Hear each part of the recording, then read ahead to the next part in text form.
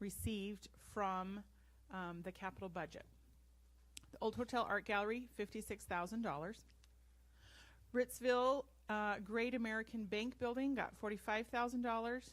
Adams County Port of Othello, $1,235,000. That's for a water treatment plant. City of Othello Regional Water Supply, $1.55 million. City of Othello Regional Water and Storage, $1 million. And then that affects our county. East Columbia Basin Irrigation District received $15 million. And BBC Workforce Education Center, $35 million. So those huge effects, that's over maybe not over close to $5 million just for Adams County by them passing the budget. So huge effect from that budget passing, and familiarize myself a little bit more with the Hearst Water Rights Bill. It hugely favors rural Washington. So it did take a long time and tied up quite a few things, but that was what everybody said. The Hearst Water Bill favors rural Washington. So, yay, since we're rural. Okay. That it? Yes. Thank you, Jen. All right, next item, the Policy Governance Networking Summit, March 31st. I think this was the one that was brought up at the last board meeting. We said we're just going to decide if anyone's interested this board meeting. Have you had a chance to think about that?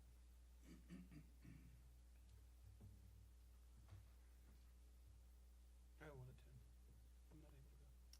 Okay. It's on Saturday, right? Saturday the 31st. Yeah. I'd like to attend, but being that it's from 10 to 2 for me personally, I'll probably just drive back and forth in the one day. So if anybody else wants to attend, they could ride with me. But I would like to attend it. Okay.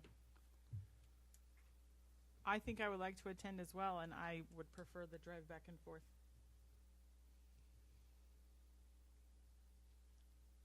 I'm looking right now to find out if there is a deadline for our registration. I think that one said that there was only a limited number of... There is, but there is a full refund up until March 23rd. So if there's some that think we might be able to, but don't want to fully commit, we have until March 23rd to cancel for a full refund. And it's $50 for the summit. So I will say throw my name into there. I don't know really if I'm available that weekend or not, but let's go ahead and do it. Just give me a spot. I'm going to be in Washington, D.C. that full week before, and I get back on the 30th, I think. Well, that's right. Pass. That's the weekend before we're going to be going to Yes. NSBA conference. So right now it looks like 3 of us are interested as of today. Okay? And I'm the same thing. I would just rather go up and back by preference. All right. The next item is the Desert Oasis School Board site visit agenda. If you had a chance to look at that and might have any specific questions on it, it's a pretty standard agenda for us. So The only question I had is I guess a question for the president or the board. Should we be tying the things that we're doing inside this meeting to policy like we do every other meeting? Or is it fine how it does? Like where it says parent meeting, should that be tied to our linkage policy in there somewhere? And then my only other question is it the parent meeting, a staff meeting, and then a student interview? From my view, they're all the same, and it's weird to me that we're calling one of them an interview and the other 2 are meetings. But I don't know how the rest of the board feels about it. So my thought process on this, if it was a board agenda and I was, as a president, setting the agenda, I would follow some of our agenda protocols. But while this is our visit, we've always had the site for the last at least couple years has set up the agenda. If the board would like it to be done differently, then we'd have to talk about that. So right now, I mean, good comments on that.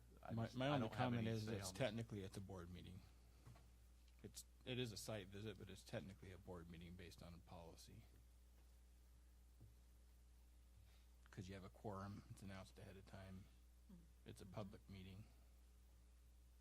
So based on law, but I don't know if that's based on policy, our policies anyway.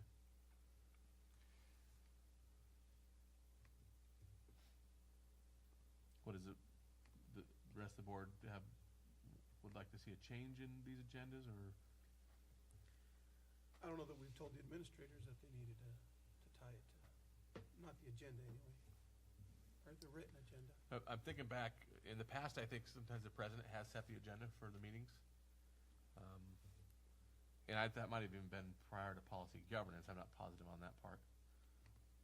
But it's really up to the, Well, we have talked about, we basically tell them what we want to see and what we want to do, but we haven't had the time to do that. I thought that we were going to be doing that at our retreat, coming up with part of that plan for upcoming visits.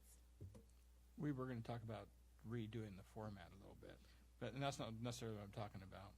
I don't recall, it may have, all of our meetings may have said student interviews. To me, that was a new verbiage that I've never seen before. But the tying it to governments has to do with it being a meeting. I don't know if that's something that we, at a retreat issue. It's just, I'd have to reread the policy I haven't read well, the new policy we're going to approve and see if I agree with you or not as far as whether.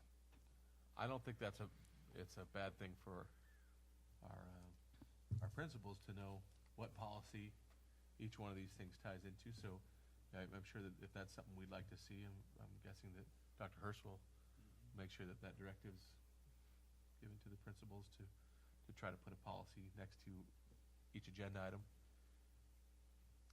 I agree that the meeting with the students is no different than the meeting we have with the staff and parents. We ask them specific questions, so just a verbiage thing. Does the board want to see that changed for this agenda, or just maybe some directive going forward? I would say going forward since it's tomorrow. Yeah, I'd say go forward right now. Okay. It's not tomorrow. It's not tomorrow, is it? You just gave me a heart attack. Oh my gosh.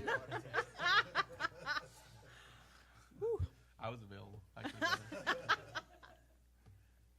I was Okay. just about ready to tell you, hey, I'm not going to be there. And I'm staring right at it. It's going to be just me. Okay. Are you good with that? All right. Right. So the other thing we need to talk about is the specific date for the 2018 annual board retreat. Again, Director Ashton is kindly letting us use his cabin for this. So I think you had a couple potential dates, Tony, and you wanted to see where we were at with it?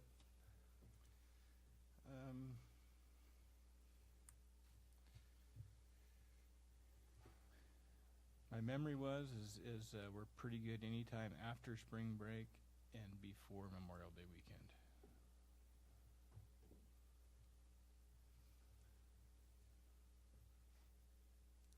My personal preference would be later is better because better chance it's going to be nicer up there.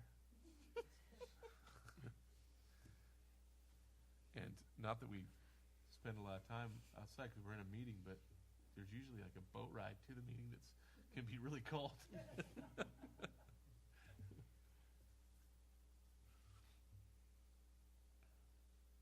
How about the 19th? For the new board members, 19th of typically May. we'll go up Friday evening. The meeting is all day on Saturday, and then we'll come back Sunday after breakfast. And this is a whole family or just us? It's been up to the board, but there's room for the whole family if the board wants to bring them. We've done it both ways as a board. My family would be pretty bummed out if they weren't at least invited, I think. I think you all need to be prepared for my children. Well- Husband's already like, no way. Next year it might not be family, but this year. Yeah, we'll wait and see how they do if we get kicked out early. And some people do choose to leave Saturday after dinner, so that's been, just depends on what board members want to do. Yeah, so the intention would be to have the business meeting Saturday from like 8 to 4-ish kind of a thing. Yeah.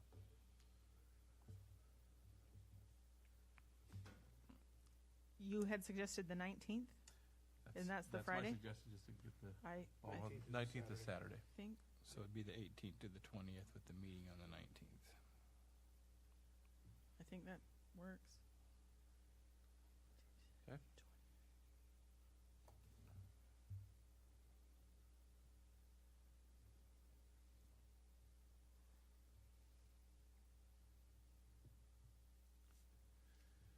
And Mr. President, you'll be taking care of any food assignments or anything like that that you want us to do? Sure. I'm fine with that. We have a board member now that used to cater, so I might get out of the cooking now. But yeah, I can take care of that.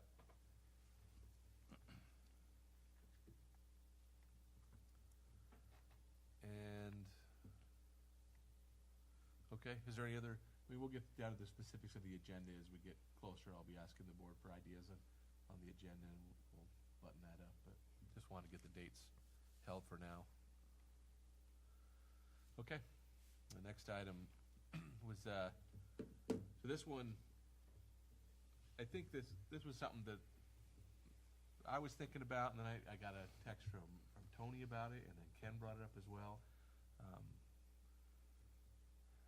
I guess for me, it's just I feel like a lot of people are talking about what should the federal government do to help protect kids in schools, and then even to me, that's who knows when that will happen and what will be done, and even from a state level. And I just think there's things that we can look at from a local level on the physical safety of our students while they're on school property. Are we doing enough? And we have a safety EL, and we have a safety plan, or is there a feeling, from my perspective, that we need to engage our public more about whether or not they feel we're doing enough too? I just don't want it to be another shooting that we just kind of say, "Wow, that's a horrible thing," and just make the assumption it's not going to happen in our community, you know. So I just thought we could have a discussion about it, and I wanted to see what the rest of the board thought.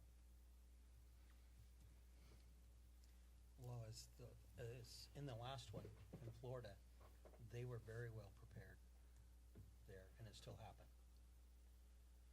And I think as a board, we need to be very prepared too. I mean, we need to look at all avenues of keeping our kids safe. That's one of our number one responsibilities.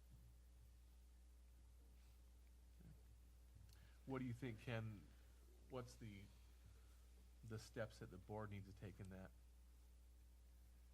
I mean, strictly from a policy and linkage perspective is where I'm coming from. I mean, I think all of us probably have our opinions on what, if it was up to us, what we would do to keep our kids safer, right? But it's really not about that. It's about what our community wants, right? Yes. Yep. And so, what's the next step we take as a board? That's what I'm wondering.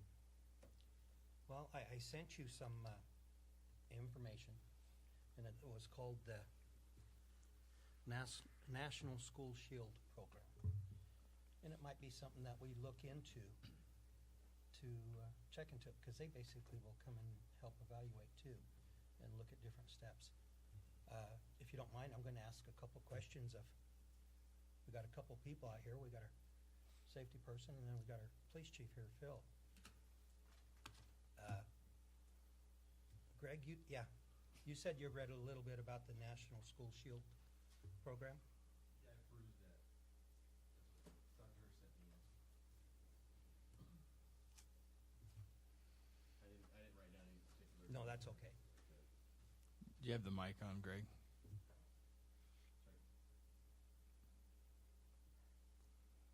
Hear me now? Yep, now it's on. Yeah. There's. Well, I'll let you go first, because Oh, no, if you have any wondering questions. if you're I read that, and then I also, have you heard of SOCC? SOCC? I have not. SOCC they're out of the valley over by Toppenish and Yakima, and they're through the ESD, and they help do the same thing. They'll come in and help you evaluate and Can you give me the initials of SOCC, so when we look it up, I'm not looking up SOCK? It's SOCC, I believe. Okay. But they also, I don't have all the particulars on them yet. They're going to invite me to a meeting, but they charge, and then you join them, and they help monitor your campus. They're set up security stuff too, so it's another thing that we're looking into. I know this National School Shield program right now is being offered free to all schools. Free? Phil, do you know much about it? Honestly, I've never heard of it. Okay. I can tell you, it honestly was set up by the NRA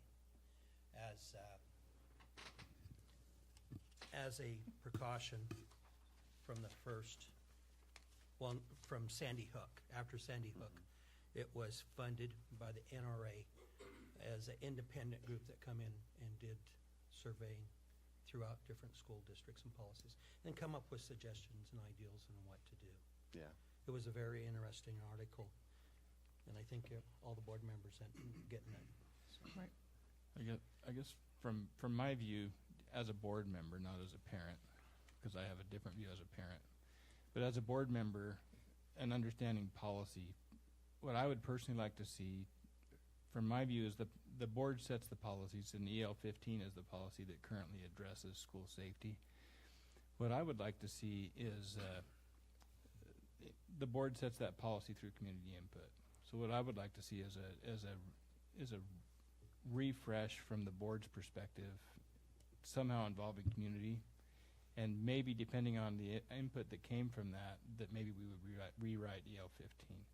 As a board member, I feel like it's a hard job to write EL 15 and then let the district interpret it. And so I don't feel like that it's the board's role to say you should do this or you should do that or you should hire these people or those people, or I think it's our role to set the limit with the community's help. And I think I don't want to sit as a board member and have felt like, hey, we didn't do enough.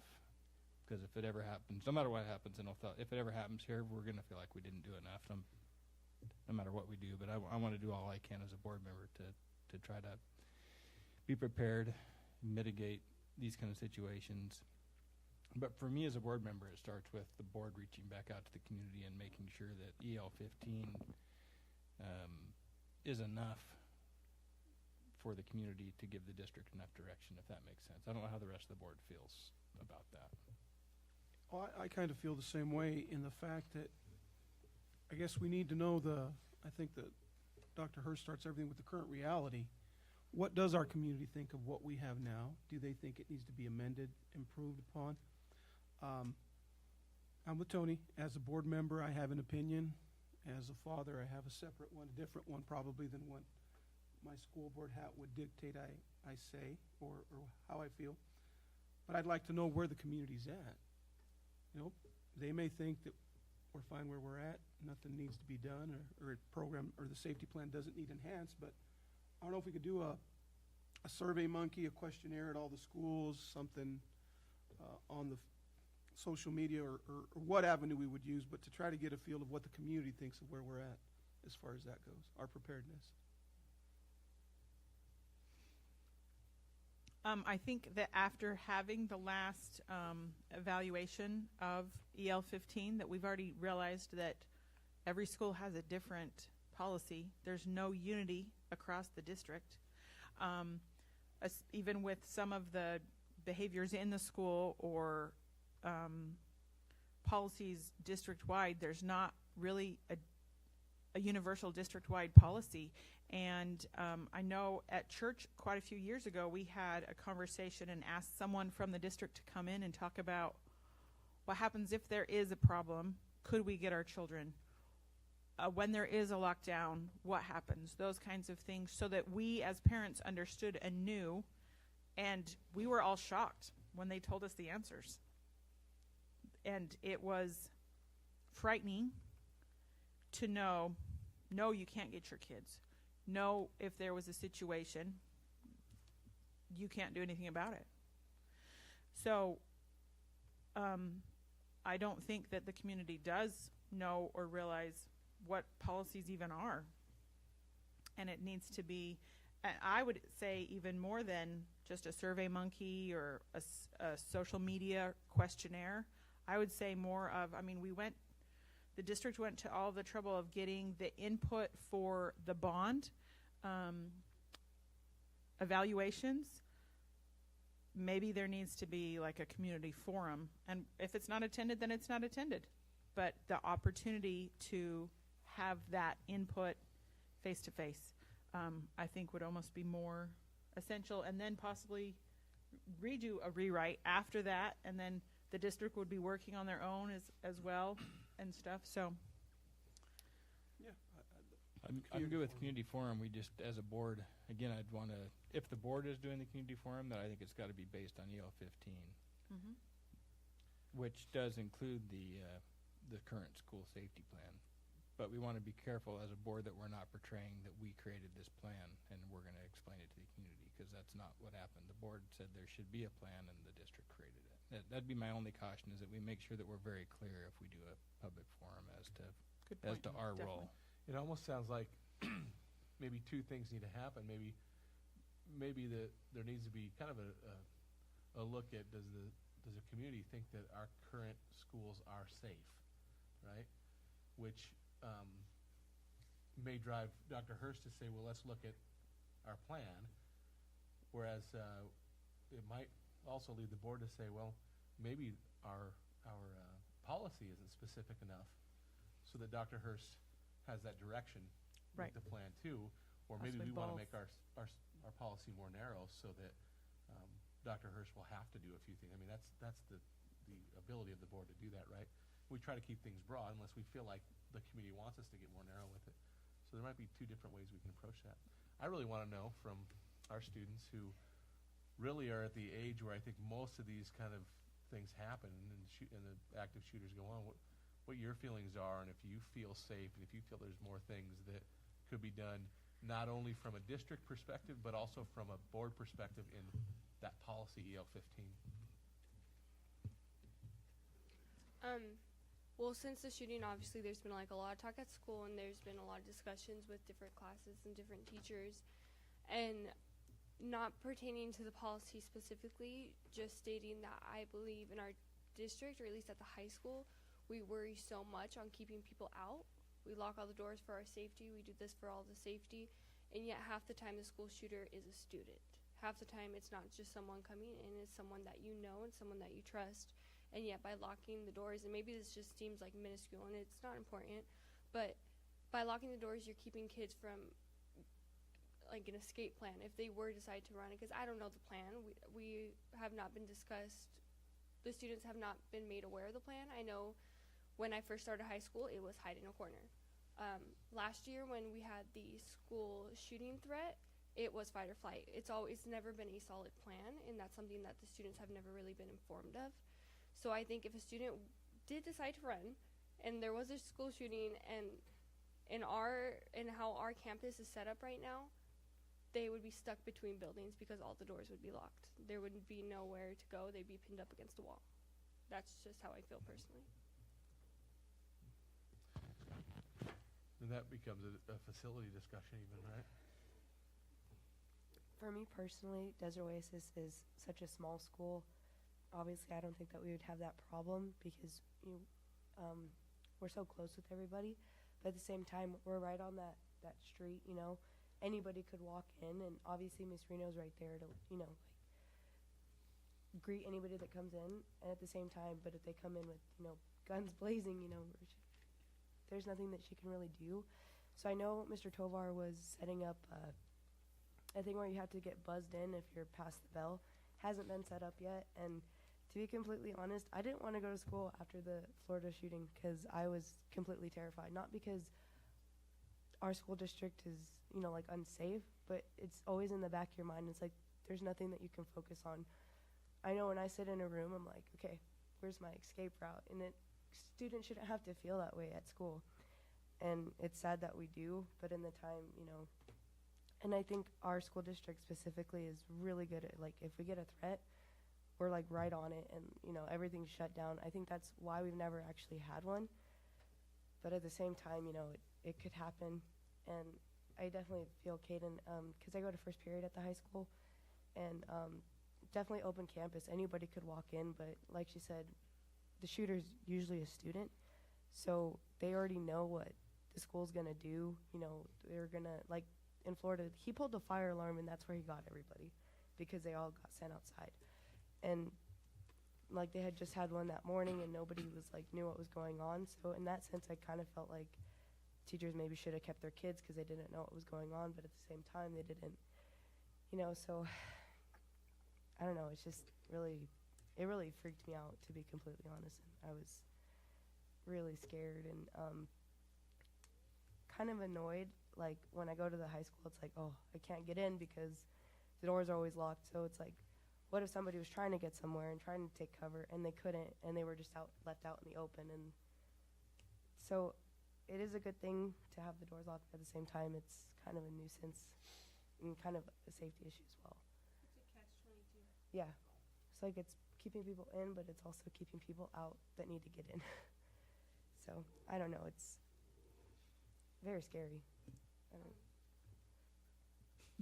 And I also agree with maybe doing the community forum, just because I know after that shooting threat, and we did have the lockdown for 3 hours, I think it was about last year, there's a lot of parents that did want to pull their kids out of school afterwards because they were panicking and they were not allowed to. They had to stay in class. They had to have the count. We shut down the closed campus, so all the kids had to have lunch on campus, and they weren't able to contact their parents or anything like that. And it caused a lot of anxiety, and it was really frustrating that the parents weren't even aware that they couldn't see their child, even though nothing actually did happen, thank God. But it's just the fear. Yeah, I also think we should have a public forum just so you can kind of explain why you don't want people pulling out their kids. Because a lot of, like, my mom, she had no idea. Like, she wasn't going to pull out my brother because she didn't think anything would happen. But at the same time, there's a lot of parents, you know, like, it's, you know, you're scared and you want to protect your kids. And they had no idea what was going on. So I think keeping them in the dark is going to just build up more, you know, anxiety and fear. And the more public knowledge, the better, just because everybody should know what's going to go on, and if anything were like to happen. I had read that there was I think it was last week, maybe it was 2 weeks ago, there was a student that showed up to a campus in Colorado with a gun with the intent to kill, and there was only one person that died, and it was the student because the SRO officer took action. And that doesn't go mainstream. Mainstream media doesn't pick that up and tell everybody that. That is interesting. So both that incident and this article brought up a lot of questions that I had about not our specific SRO, but how is the district funding our SRO? What is the training that he's receiving? Not just police training, but outright it talks about he needs to be a counselor, an informal counselor, and all of those things, and the possibility of having more than one SRO within our district. At the high school, they have a security guard. They have like 3 or 4. Those are 2. Oh, 2? Really? 1 at the middle school and 2 at the high school. Oh. Not weapon carrying, correct? Right. I would kind of hope not. But they're more so to keep kids from skipping school, right? Not to actually protect students, I guess, from school That's shooters. a great question. What is the intent of the security officer? I'm sure that there's more than one. I'm sure there's a multitude of layers there, but that's a great question.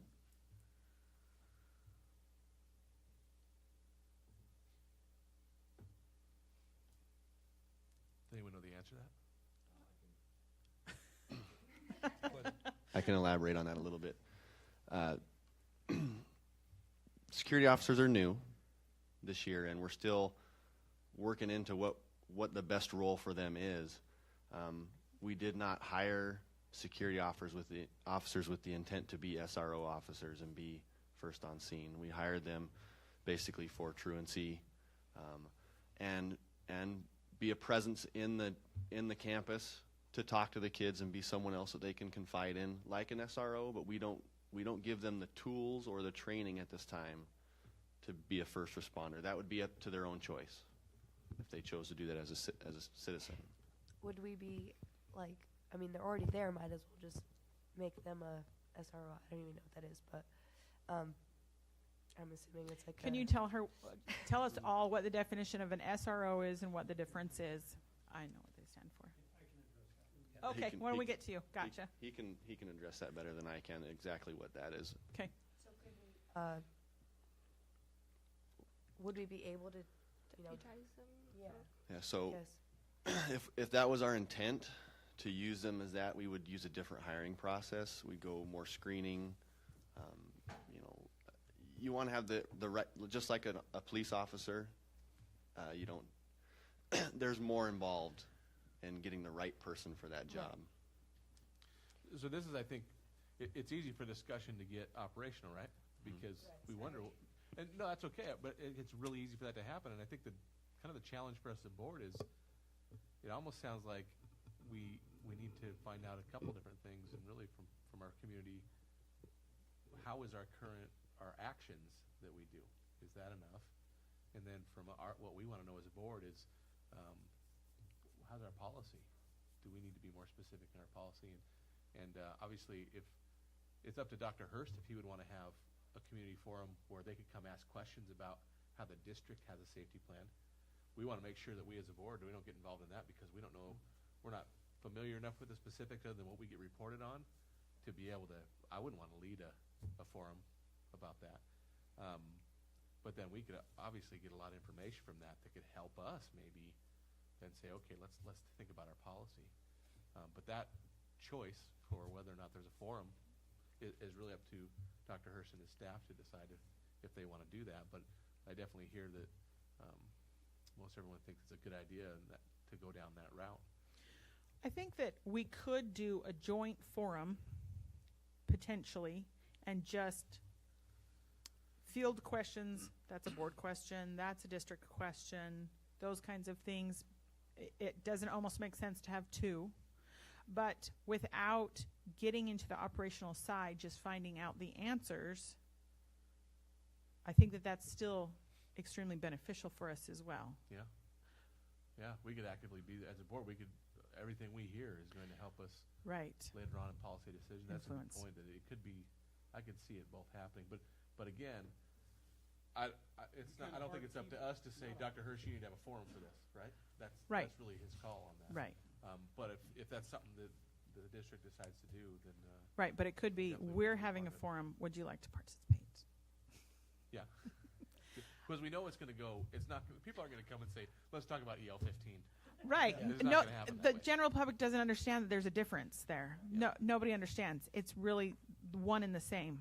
So, did you answer all of the questions that you wanted to say about the security officers? Did you say everything, or did we jump in there? No, that's fine. I was just gonna for the students here. If you have any questions, don't hesitate to email me about any of this, and I will get you the answers or find someone who has the answer for you. Same thing with the board. I mean, So their intent was truancy and a visual presence. visual presence. Yeah, be that person out in the hallways, on campus, to make sure they're in class. If they're doing something wrong, be the first one to be there to be on scene. But we don't give them at this time. Right. They don't have some tools that Right. we're looking at. Okay. Could I provide a building principal perspective around the topic of the security folks? The primary role and mission, as I think the principals would view them, would be to assist the administrative staff with enforcing district and building policies. Certainly truancy would be a component of that, but not the only activity we would ask them to engage in. It would be about being a presence in the school and providing those security functions, knowing who should be there and who shouldn't. It's not intended to be just a truancy officer. Right. And I don't believe they're currently being utilized in that capacity as only a truancy officer. I think their experience and their opportunities go well beyond that. That's just one you One know, of the layers. One of the things, yeah. Right. Yeah. It's an easy one to do, walking down the hall. What do you do in the hallway? Why are you here? That's, I mean, So I think, Jen, you make a good point. As you said that, I thought about it. Yeah, easily the board could have a forum, knowing that it's going to be really operational questions that are going to be asked. We would have district staff there, obviously, be able to answer those questions. And We wouldn't have to limit it at that either. If we wanted to have a forum and invite law enforcement and other people to come too, we could invite them as well to give their perspective on what's going to happen. We can invite gotcha. anybody. we That's want. true. Yes. Yeah, as far as who would be answering questions, you're saying. Yeah, I thought you meant to the forum, like, well, everyone would be invited to the No, forum. to answer questions Right. with us. Yeah. That's true. Yeah, so I think what we need to talk about is, first off, so is there any questions, because Chief Schenk is here, and he might be able to answer some questions that the board has, or the student reps have, but then, what are our next steps? I don't want to just have a discussion and not come up with some next steps. Right. Right. So does anyone first have any questions they'd like to talk, or Chief Schenk? I have the SRO questions. If you'd come up here, Chief, because it's on I Facebook. think we're good with you, Greg. Thank you so much. Thanks, Greg.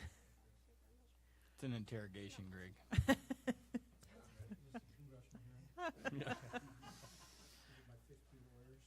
Right. School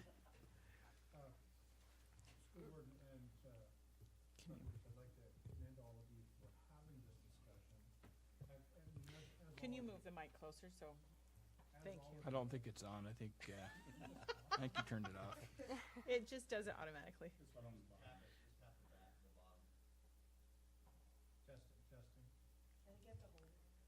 Testing. There we go. Got it. He did that on purpose. Everyone's an expert on that now, because we do go through this every meeting. Yeah. Again, I'd like to thank you. Every one of you has probably been contacted with concerns over security, safety of our students. I have too. I've had people in my office, it seems, every day since the Parkland shooting down in Florida. And where I'd like to talk, I mean, there's a whole lot of things, and I think I can answer a bunch of the questions, and I can probably put some decision points to all of you too, that we've had, questioning, how far we want to take it for years. I'm not going to talk about the arming staff. I think that's a district level, decision, and it's an interesting decision. It's not done very often.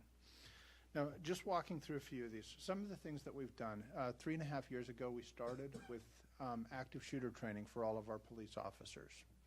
Every police officer in Adams County, Grant County has been trained in exactly the same techniques. You would not see what we saw in Florida. They were not, and I would not want to disagree, they were not well prepared. They weren't well trained, or they didn't act as if they were, from what I've seen. Our response when there's an active shooter is to go in and take care of the bad guy. If there's one of us, one does it. If there's two does it. If we can get 4, we're great. We know nationally that the average response time is 3 minutes for us to get to a school. Well, we're blessed here in Othello that our average response time is probably under a minute. We're there quickly. Our job is to go towards the gunfire. We don't wait, and we deal with the threat. Now, some of the things that are happening with that, the next step of after that, and we actually use community members and some students as our actors. We've practiced in the middle school and we've practiced in the high school, and we do that during the summer when there's no school, using airsoft and fairly real guns that leave marks, if not draw blood. So we actually care if we're getting shot, because this is serious stuff, and we want to do it right. Now, the next step we did is we knew that takes care of us. That doesn't take care of the schools. Run, hide, fight, or we also use ALICE training. That's two of the acronyms. I like run, hide, fight because it's simple and it makes sense. But we've trained every school teacher, administrator, bus personnel, the lunch or food services folks. We've trained every one of them in run, hide, fight tactics or techniques. Now, we can make it more complicated with ALICE, but we've boiled it down to if you can run, run. And so some of your what I'm hearing. And it's usually not, you're not going to want to run into a school. You're going to want to run away from the school. Because the threat is often, and I would say it's way more than 50%. It's usually a student that's the threat. So the hope there is, I mean, if you can run, you run, and that's, you run until you're safely away from the threat. Now, if you can't run, we hide, and another word for hide is we barricade. So the old thinking of staying in a classroom, shutting the doors, you know, and some of what you've seen, if you've been watching all the videos on Facebook and YouTube and all the news channels, and the safest school in America, and the smoke that boils down into the halls, and all that junk that we're seeing in the schools right now, what I see in that is they're still using old techniques, and they're making kids clump up in a corner behind chairs and try to hold books in front of them. That is old school. We know that doesn't work. What works is if we had to barricade this room, we're going to barricade those doors so that bad guy can't get through it. That's a barricade. And there's a whole lot of stuff in here we can use to barricade. But while we're barricaded, we're also arming ourselves. And that means we're looking at items that we can use to defend ourselves. That flagpole's kind of sharp. This microphone's kind of heavy. I mean, as we look at those things, we're looking for things that we can use to protect ourselves. And when we trained to those teachers and those staff members, we actually took the time, we role-played it. We showed them how to actually barricade, how to fight, how to take them down. The question that we did is we didn't take it the next step, and we don't know if we should be training our students to do the same thing. Some districts have made that choice. We as Othello have not made that choice yet, so I'm not sure what the right answer there is. And then, I mean, I already hit the fight part, but if they can breach the barricade, if they can get in, we're going to fight. And it's not linear. Maybe we can't run. Maybe we can't barricade them. If I'm in the bathroom with no locks or no doors, I can't barricade in there. So I've got to make choices. Now, some of the other things we've done, obviously you've seen the SRO, and I'll commend the school district. The school district pays 50% of actual costs for the SRO. We pay the other 50%. It actually leans a little more our way. We're paying more because we didn't include vehicle costs, radio costs, and some of the equipment type stuff. Now, you know, where I would commend the district is having those 3 security guards or security specialists. While they're not armed, we all know that shooting that happened up in Spokane, it was the janitor that stopped it. We know that responsible adults with the heart, the grit, the courage to do what they need to do are going to protect our kids. Just like our police officers. We're going to go in. I would expect every one of you, most of you have kids in our schools. We're going to protect those kids. And it doesn't matter if I'm going to use this microphone as a club or if I'm carrying a gun with me. We're going to protect kids. So that's, as I look at it, is there room for improvement? You guys are already making that improvement. You hired a safety director.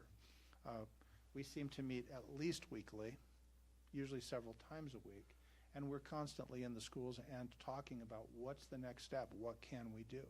In fact, we're at the middle school and the high school today, looking at structural changes and things that we can do to improve safety just by creating, better ways to corral people. Some of the concerns we have is we talk about fences, we talk about gates. Well, Parkland at Florida was a fenced and gated school, and it didn't stop the bad guy. We sent our security group down to both Pasco and Sunnyside to look at what they're doing. They came back and they actually provided me a recommendation list that we're still waiting through. That's 5 pages, single space of recommendations. There's a lot of work to do, and I think we're very much on the right track. Now, one of the other things that we identified, and we identified in the lockdowns that we had at the high school, we weren't communicating very well to our parents. So we, right after that lockdown, went out and got Nixle, so we can actually make emergency notifications immediately. We now have almost 1,000 subscribers of local Othello folks that get an immediate cell phone or text on their cell phone We can actually do a phone call. We can do however we need to get that message to parents, students, school members. It doesn't matter. Part of the change is we don't want to keep secrets. If there's a lockdown, we don't need to keep it a secret if it's an emergency lockdown. The difficulty is bomb threats or a less specific threat. You know, we hear that there's going to be a shooting. We don't know when, we don't know where. Those are really hard to deal with. But a specific bomb threat, if we cancel school every time there's a bomb threat, we're not going to have school very often. My concern is every time we talk about it, every time it gets in the newspaper, we're going to have another one, because that's how these school shootings work too. So as we go through this, I mean, some of those, our commitment is my dispatchers, when we're heading, we had a lockdown at the middle school a couple weeks ago. When that happened, I had my dispatcher ready to put out a Nixle alert, let everybody know, but we didn't know where the bad guy was yet. We didn't want to tip him off. And the threat at that point was, you know, we had the threat of that a kid had a gun in a backpack. Now, it turned out he did not, and he wasn't on campus. So there's a whole bunch of considerations that we had to make. We did lock the school down. It was a modified lockdown. And that's one of the other trainings that we've done. We've changed how we do lockdowns. We don't just lock down, put everybody in a corner and pray that things are going to get better. The tactics now, the advice that we give teachers is maybe you even want to keep them at their desks. The doors are locked. I mean, it's quiet. The lights are off. You're trying not to draw attention. But you're prepared for that next step, whether it's running, whether it's hiding, barricading, fighting. We want to be able to hear what's going on. We actually went into the high school and fired a gun off in a classroom and in a hallway with all the teachers sitting in the library.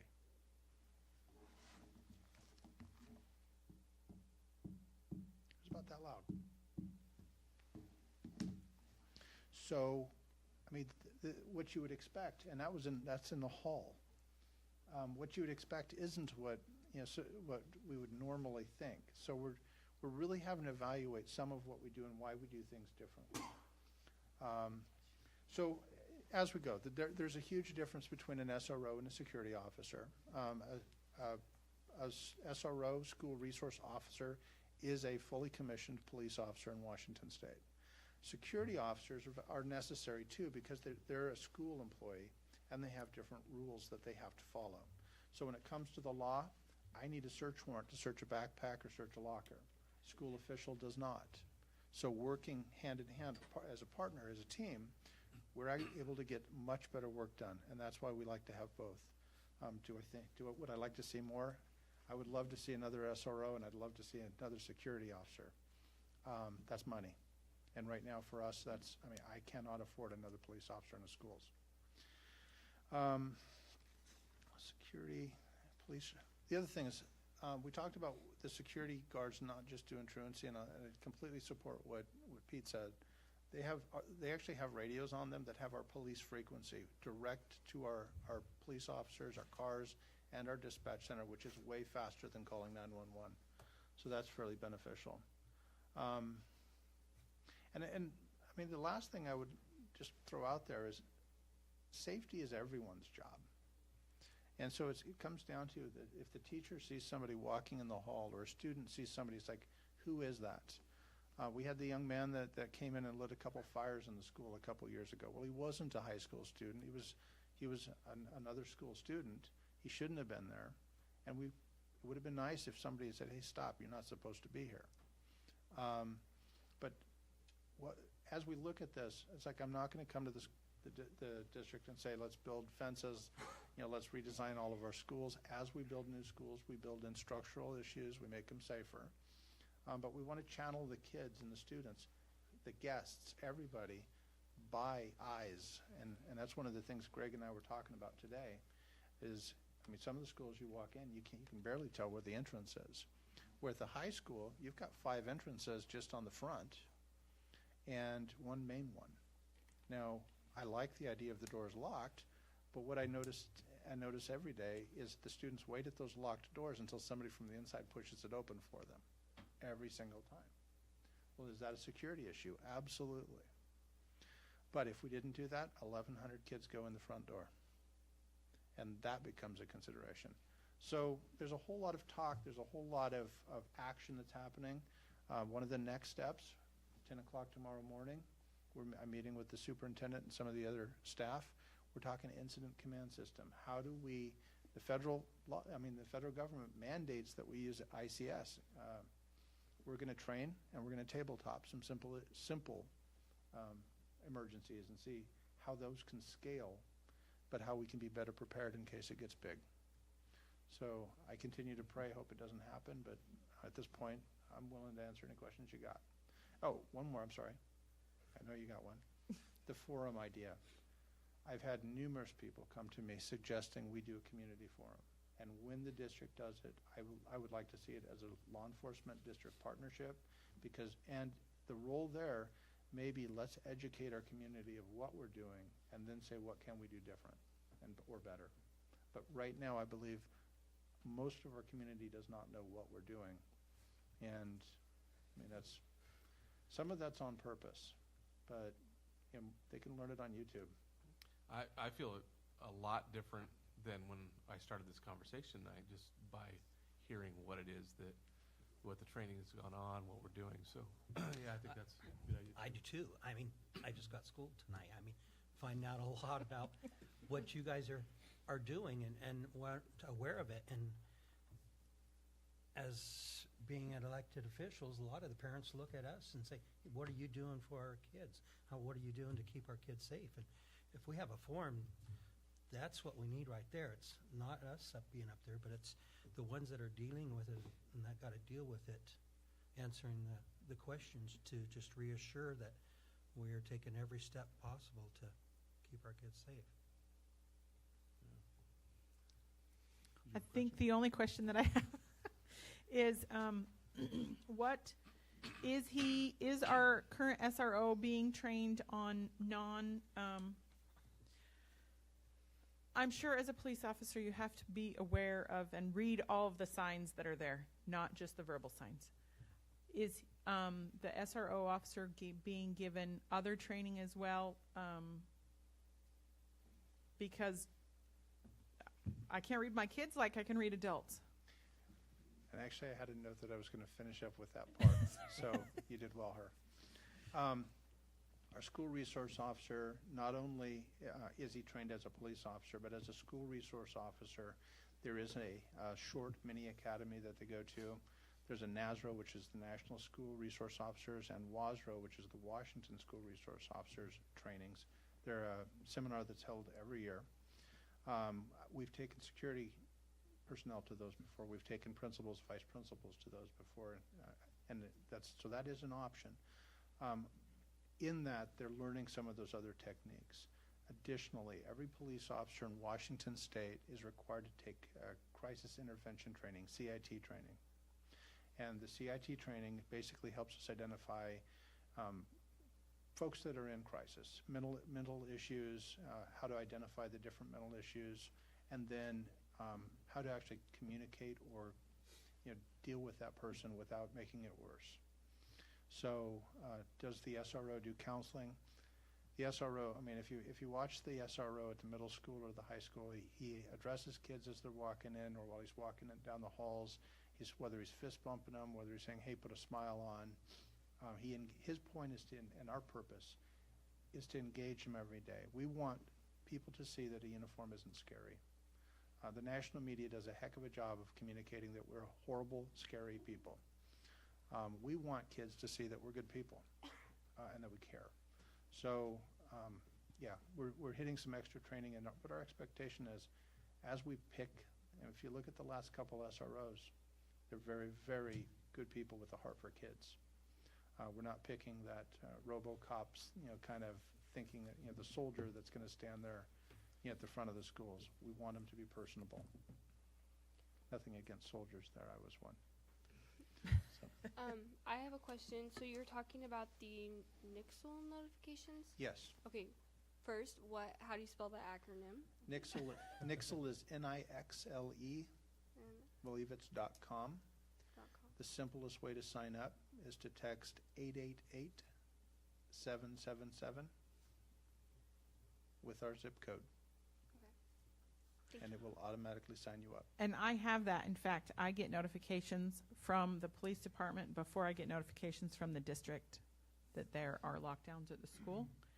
It does include Grant County, though. So sometimes I'm like, oh, I don't care what's going on in George. But it is extremely valuable to have. It's really been awesome. The problem is we have some Othello students in those areas, so we kind of have to have it going. It's okay. I'm happy. I'm accepting having But I would Grant County agree. I don't included, need but- to know every time there's an accident in Grant County. right. Okay, Anything else? Thank you. that's been very Wonderful informative. information. Thank you. much. Okay, well, we're about halfway through my expected 120 minutes. The next one, I think, is what I expect will be another potentially long discussion, but we'll see. So just bear in mind, there are still 8 items left. So, But before we move on, we need to come up with oh, yes. what's our next action plan. Thank you. Thank you for that. Yes, what is it, board, what do we need to do? I think definitely I've a heard the forum forum idea several times, so is that where we're leaning? and invite I others. personally like both ideas. I don't know why we wouldn't do both, a survey and the forum. Or a forum and then the survey after. Doesn't matter to me, but Are you looking for the board to do a survey or the district? Would that be something the district would do? I'm looking for the board to do a survey. The district could do one on their own if they want to, or we could coordinate one together. But to me, the intent of the survey would be to make sure that that EL 15 is specific enough. Okay, so what would So that survey for look me, like? the survey questions would be about going through EL 15 and questions about I don't know. For example, is from your perspective, is requesting the district to have a safety plan good enough, or do you believe the board should have have specific items inside of it, or something like that? Right now, EL 15 just says the district will have a safety plan. That's all it. In my memory, that's all it says as far as that safety goes. There's other things in EL 16. So who's going to but determine 15? what that questionnaire or that survey? Well, I would questions defer to are on it? I would defer to the board president on that. And it could also Who wants say me to something delegate like, are you aware of what your students' school policy is? That is truly part of the EL 15. It is also informative. But, I mean, if we all came up with one question apiece and then emailed them to you, and then you came, consolidated, then there could be more additions. Sounds like you're taking on a president role right there. But Oops. I've already got 2 people I'm planning on delegating this to. Does anyone else have any good ideas for the survey? Looks like you got some good ideas for the survey right there. I can see it in your Actually, eyes. I don't, because, unless the parents are very well versed in EL 15, I They don't think have the to. only question they're going to have is, are you keeping our kids safe, That could be a question. Right. Yeah. Do you feel like, yeah. Boom. They won't Are know you not the writing these specifics down? of it. Are you not writing these I down? don't have to. It's the delegation that's coming next. Who are you delegating to write that down? I think you're going to be tight-lipped now. I got a feeling. What? So would you do the? It was Mike's idea. He has to How come many up with a questions on this survey? 5 or less. 5, I think, is a good number. More than that Right, is way too so- many. I'm going to ask that the 3 board members who just mentioned a couple things come with 2 questions apiece and get them back to me. Can you do that? Give me a date. Sorry. By next Monday? Then the following meeting is when we'll present that survey to the board for final approval, and then we'll get it out. Okay.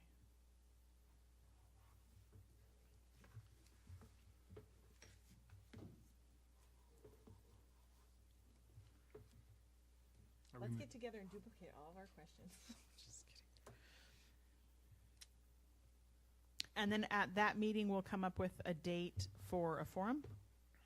No, I think we should talk about that now, personally. I think a survey's survey, a separate thing. I think a survey first personally, and then we can, excuse me, announce this is the results of this survey, because sometimes we always need some kind of starter to questions and conversations. Sometimes they'll start on their own, but sometimes you need that catalyst of opening a forum. Okay, what's the rest of the board feel about that? We could set a tentative date for the survey right now. Yeah. For the We're only going to For the forum or the survey? Questions of the survey at the next board meeting, but we could set up a date we want that survey to go out, even tonight.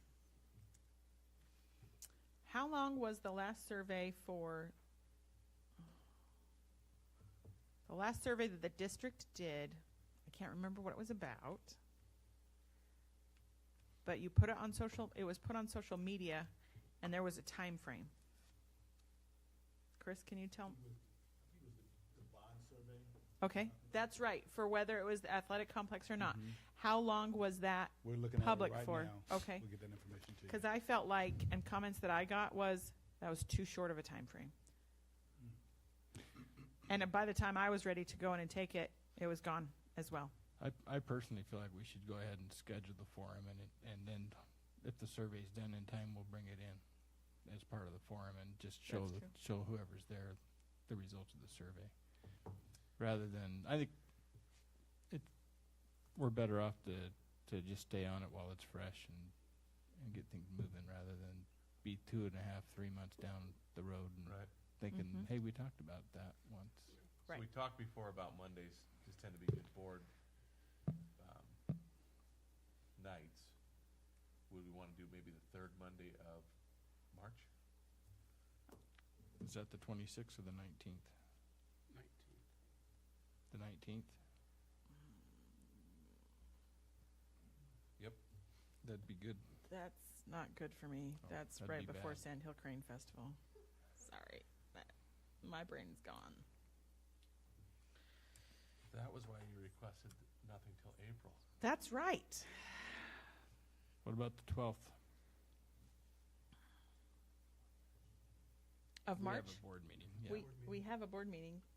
Do we want to? Can we focus that board meeting on it? Is that No, we could do like we did before, though. You could have it from 5 to 7, and then, like we just did that. yeah? 6 to 7 we did. We did from 6 to 7. I don't know that this would be. I Not guess a I'm 2 hour. expecting it's going to be Right. longer than an hour, but All right. I would hesitate to Chief have that. Shank. And Are we talking of doing the forum on the 12th? Yeah. And That was- are we agreeing that that would also be a school-police partnership as we present that to our community? Or is that just the board's No. forum? I I think think that it's we- beneficial to. we would like to have Yes. law enforcement there to, so this is just, we might have to come up with a couple dates and then actually see how we can coordinate this with. Does the 12th work for you? Let's go there. Works for me, but I would also suggest that we pick a venue much bigger than this. Oh yes. It would for sure be. Communicate it out, and I can easily anticipate with the current meeting climate that we would have Like the middle school 400 to 600 people there. cafetorium. Although that's not convenient for people coming and leaving. I hate the cafetorium. Did I say that out loud? I didn't hear it. Right into the microphone. Yeah, I would agree. We wouldn't have it here. We'd No. have it either No, definitely somewhere. at McFarland or Desert Desert Oasis. Oasis. Something.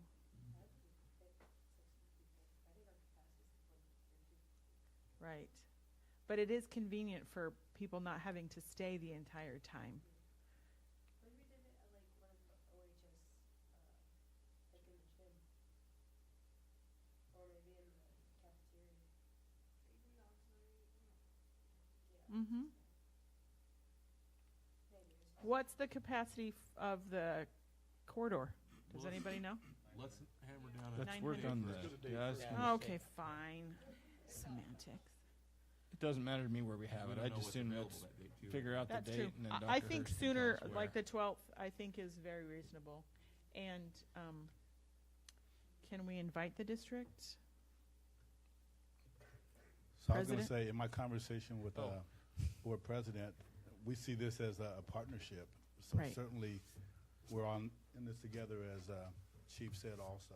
Great. So Okay. we'll be part of it. I just think that needed to be defined Absolutely. first. Thank you.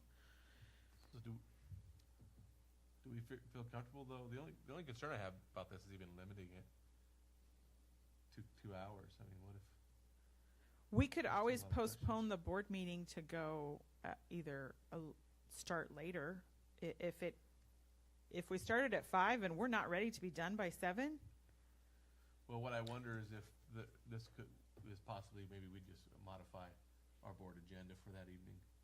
If I get a consensus from the board to do that, then we can start the board meeting with the forum, right? And so we could have a forum at 6 o'clock, and the meeting starts at 7, and there's still another hour of forum or whatever, and we'll try to just keep it a pretty light board meeting with the extra things. Isn't that what Like we did board at the last reports. meeting? At the last one that we did, didn't we actually start the board meeting? Wasn't the no, we forum, started or the was board that meeting at 7. We started that on time. Was that the workshop that we did? We just did that recently, where we started it and then started the board meeting after. But I'd be in favor of that. I agree with your So the board meeting Yeah. starts at 6, and then the item 1 is the We forum, listed the public special comment, board and meeting. then Have we given enough advance notice at 2 weeks to change a special, regular board meeting? I think that's today. if you change the 2 weeks, time, it's today. but the 12th isn't a board. It's a board meeting date. So you're just changing the time. You're not changing the meeting. Today is And 2 location. weeks. Mm-hmm. Changing time and location. I think we had to give 2 weeks advance notice, which probably tomorrow would be, right? Because, It's real close right now.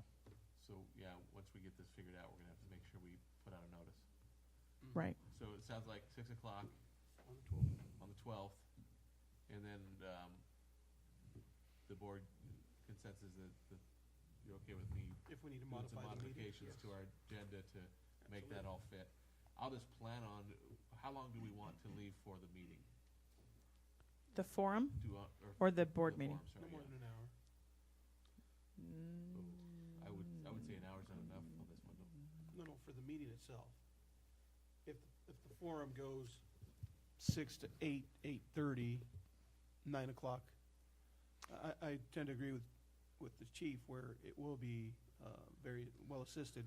If our meeting was just an hour is what I meant, not the forum itself, not the entire event. Okay, so Well, I'll but call the then you're order. We'll get having right to- down into into the linkage part. After public comment will just be this forum. And so I just want to know how much time to leave for that. That's For the what I- forum itself, Yeah, how much do you want me to put in? 2 hours. 2? Okay. I mean, if we go over, it won't be the first time that I went over. You guys can beat me up afterwards. if you want. Okay. Just a quick, maybe a suggestion Yeah. is, I don't know if we'll have time for the survey to be out by then, but maybe we could have it at the meeting to give out to people as they come in. So we won't have time because we're going to actually talk about the survey at that meeting.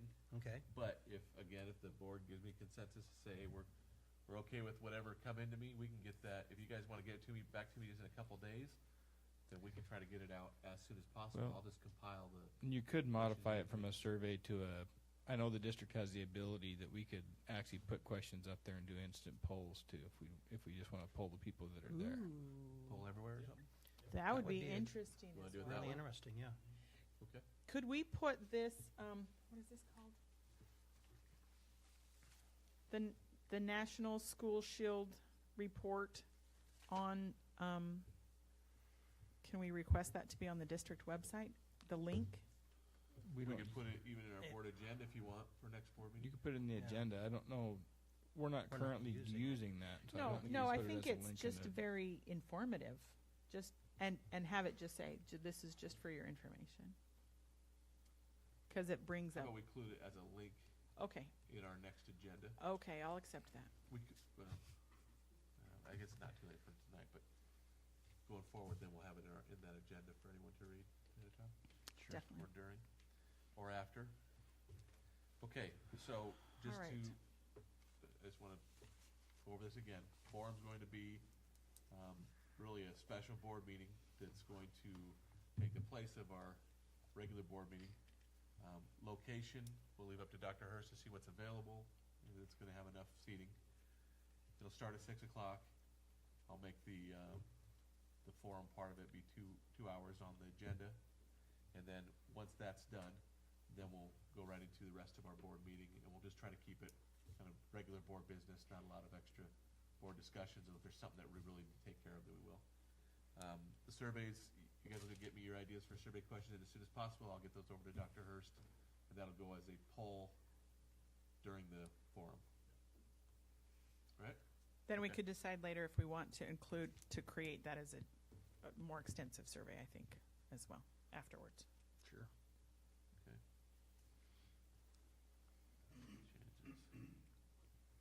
We need to have a large panel of a whole bunch of people up on the stage. Yeah, so the next thing would be, who do we want to be up there to answer questions? We want, obviously, Dr. Hurst will pick district personnel that can answer questions. We want the police chief and anyone he thinks should be there. deems important. County sheriff. That's That my would- next question is should we invite the county sheriff I think any along local with? law enforcement's a good idea. I think yes. Anyone I think that else? the whole board needs to be up there. Yeah, I think, we're gonna. It's a board meeting, sure. so we need to be up there. You're the board Yes. representatives. Yes. I just wanted to make sure because I know it's a lot it's a very serious issue and there's going to be many other individuals there. I didn't know if you would want us up there or not. It's gonna be important that you don't joke around during it. Yeah. I hope that Just you act a little mature, I hope right? that you let all the students in the high school know, and that a lot of high school students come. Is what I would hope. Yeah. Would you want them to speak? Yes. It'll be a forum, so anyone Yes. will have an opportunity. We'll give opportunities for people to. Definitely let them Speak know during that it. that is open to them as well. We'll do it the same as we do any other board meeting. There'll be an opportunity for public comment, 3 minutes. People can speak. Right.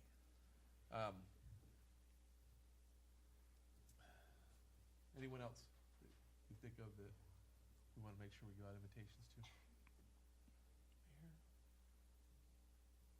So you know what we're doing?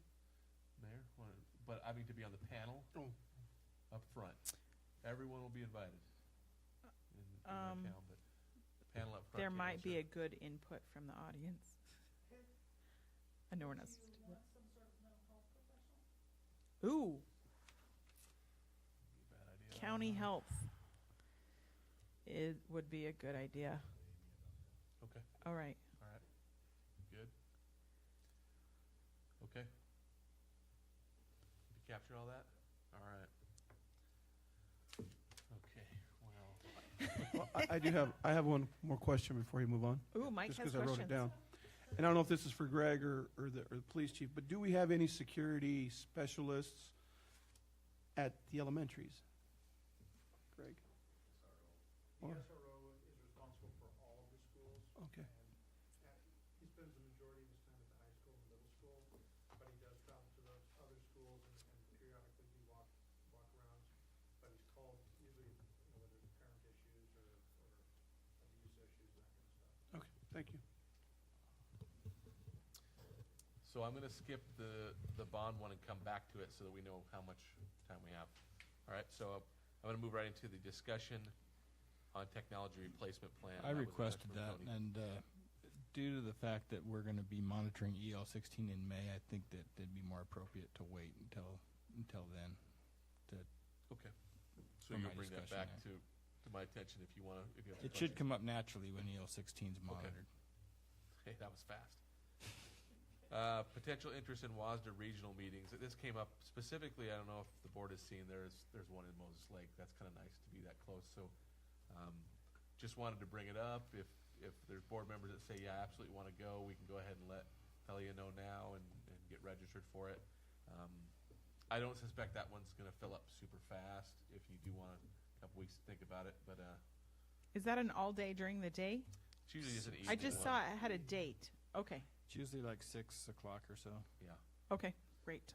And that one's, okay, so I've got up here, it's Tuesday, May 1st. Right.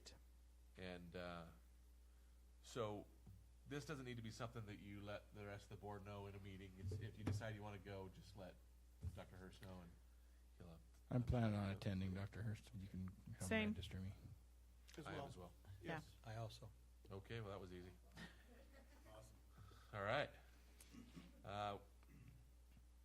wanted to have a discussion regarding student representative term. This was also something that came to me from Tony, so if you want to go ahead, Tony, and Yeah, I'm Around going to that pull up discussion. EL 17 here.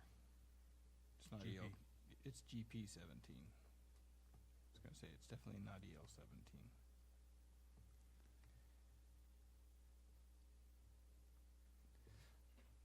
Our current policy, I don't believe even says when that I could find when the student reps stop and start. I think it, unless I missed it somewhere. But our practice has been, maybe it's in 17.1 somewhere. I'm looking, I don't see anything specifically that says when the start date But- would be. So our practice has been to have the students start when the school starts and end when the school ends. My personal feeling is that, and we interview for the new student rep that we add every year, sometime in May is what we've been doing as a board, and letting them know in our June meeting so that they know to start coming the beginning of the next year. A couple things that, as being the appointed board student rep liaison, couple things. Mentor, there you go. I feel like that we should consider as a board expiring the senior term in like May. No disrespect to Caden, but when you're a senior and May comes along, over there. No, because I know how lost I was coming into it. I didn't come to the last board meeting even, and I had a text Kira like, am I supposed to go to the first one? Like, I didn't know when I was supposed to start. And so if we do expire my term earlier, I don't know if this is what you're going to get at or not, but and then start the new term sooner for the new student rep, and maybe they can get multiple meetings in just so they have a feel of what they're actually getting into, and they are more comfortable going into it for the next year.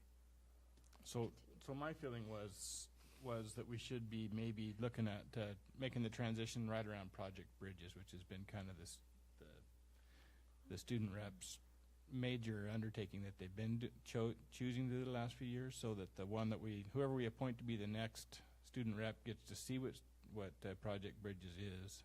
Because even now I hear conversations, and I have every year, from the juniors saying, well, what the heck is Project Bridges? Because they don't know, they weren't involved really. And then to get a few board meetings in. But if the board wanted to do that, we need to get interviewing students sooner, because Project Bridges is coming up. But it depends on what the board wants to do. Well, and they don't attend in the summer? No. In the past, they haven't? No. Not required. I think that would be beneficial to invite them. They're invited, but where they're not in school, a lot of them they're not around. There's other things going on. We haven't required them to attend during the summer, Okay. but we could if that's what the board wants to do. So your idea of ending the term and bringing another person, I think is a good idea. I support that. I do as well.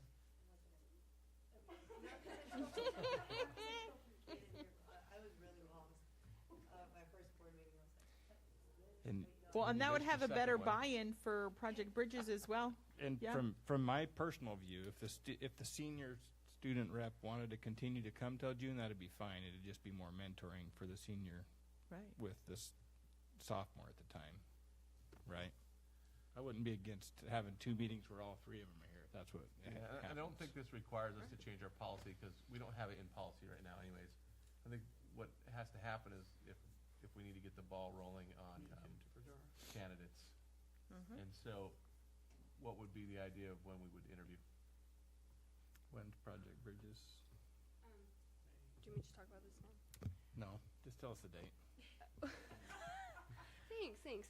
So really quick, we don't have an official date yet because we know that spring sports started, obviously. So there's games on Tuesdays and Thursdays, and there's also some on Fridays. Then we wanted to stay away from Wednesdays because of church, so our only kind of option is Monday. So we can't do it on a board meeting day, obviously. So we have 2 options, and it is the 7th and then the 21st Of what So, month? of May. and we wanted to get it done sooner rather than later. So we were kind of looking towards the 7th, and I have to see if the MMS auditorium is even open and available on that day. But right now, that is the date that we're aiming for, is May 7th. So I'd want to have the interviews done before May 7th, then, if that's the tentative date. All right, so I'm going to defer to an audience member because he's been involved in that. Carlos, how much time did you usually use to compile applications for that? You would open that window of time for 2 weeks. Okay. So if we back through that, I mean, we're talking early April, right? Maybe the 1st of April, we're asking for applicants? Yeah. Okay, Dr. Hurst, could you get that word to Mr. Vergara about our plans on that? We're going to be looking to interview So at would the we- end of April? I'm thinking April 23rd is the board meeting day, but we could do it at a special time. Okay, open up looking for applicants by the 1st of April. We'll interview on the 23rd prior to our board meeting. Is that thoughts? That works for me. They're usually 15 minutes apiece, right? It just depends on how many applicants we have, I guess. Okay, thank you. So I'm assuming it'd only be for the high school, because you wouldn't want two Desert Oasis reps, right? You would Not want one. necessarily. We We've never had had two a- high school reps before. We've never had there's never been a Desert Oasis rep before. Oh, yeah. So it could be anybody that We qualifies. just want to pick who we think would be the best rep. I can put the word out. Okay. Good. Anything else on that, Tony? Nope. All right, the next thing was there's a WASDA Equity Conference. The board can click on that. And that is on May 23rd. This would be one of those things I don't think we have to make a decision tonight, but think about this as well. We'll bring it up at the next board meeting to find out who's interested in that. We might even possibly push that off to the board meeting after if we want to keep the next one super short. But it should be on our radar. It may possibly have our Is next board it- meeting under board. From what I've read of this meeting and the intention, I'm only interested in this meeting if there's other district people going, because this is a meeting with WASDA, AWSP, and WAS, and our school board conference. And so, and it's, from what I've read, it's intended to be district teams. And so I guess as me, I'm not really interested if the district isn't planning on going. If there's not principals and administrators going, then So as a board, we need to read about it, decide if it's something as board members we're interested in, and then Dr. Hirsch also needs to look to see if that's something that yeah, because he's interested the in. way if you read through it, it's definitely intended to be a coordinated meeting between those Okay. three associations. All right. Anything else on that? Okay. This next one was also from Tony. He had half of these, I think. Discussion regarding interest in hosting regional WASDA meeting. Yeah, I'll start with there is no policy that says that we should or should not have hold a regional WASDA meeting here. My feeling is that as a district, we've participated in these meetings all over the state and other school districts, and I feel like it would be good for us as Othello to host a meeting here. But there is no policy directive that says that we need to do that. I was just curious what the board felt like, if they felt like we'd like to have a meeting in Othello, or offer to have one in Othello. That would probably be for next year, right? This year's are already. I assume so. What does, do you have any idea what that entails for us to actually do? Or do they do all of the planning and we just provide the location? I have a pretty good idea because I've been to several of them now over the last 9 years. It's coordinated. They are in charge of the schedule. They're hosting the meeting at your building, but usually there's some coordination. Sometimes there's catered meal that the district takes care of. It's definitely usually in a school site, not in a district Right. boardroom, things like that. I think definitely yes. Anytime we can get we have awesome facilities, and It's always good to have outsiders come in. Ken, as I'd well? agree with Okay. that. Yep. So it sounds like consensus is that the board's interested in that. Tony, can you, you've got plenty of time, but do some research with WASDA on what that would entail for us as a district and get back to us with Yep. more details on that. I would say Mike's right. I think they probably have everything for maybe not this calendar year, but at least through the end of the school year, and then they'll set up new regional meetings again. Okay. Next item is discussion regarding board process for determining competitive salary for the superintendent when considering contract extension. So this was just a discussion to let the current board members know kind of the philosophy that we have used in the past when we hired Dr. Hurst. And then Tony wanted to bring up what specifically that was and if the board wants to continue with that philosophy as we go forward, because every year we consider Dr. Hurst for a contract extension as part of his contract. You want to go specifics Yeah, on that, so Tony? what the board has been doing is we've been requesting physical contracts from select districts, so we can read what other districts that, and I don't have the list with me, but we created a list of districts that we got, we actually did a public record request to those districts and got actual copies of their superintendent contracts. And then the board had asked me to do an Excel spreadsheet where I did a comparison of all of them that compares salary, bonus structures, allowances that they have, it has a whole bunch of matrix on it. But we used that in the past as a board to make sure that our contract that we're offering the superintendent is competitive. Although I couldn't find a policy that we actually have that mandates that we make the superintendent's contract competitive. That's been the board's, in the past, the board's intent. It's interesting we don't have a policy to that though. But anyway, that's what we've done in the past is we've asked the district actually to do the public record request for us, and then they provided all of us with the contracts as public record. And then I created a schematic, and then we discuss it at the retreat. But if that's what this board wants to do, we need to be ordering those superintendent contracts sooner than later.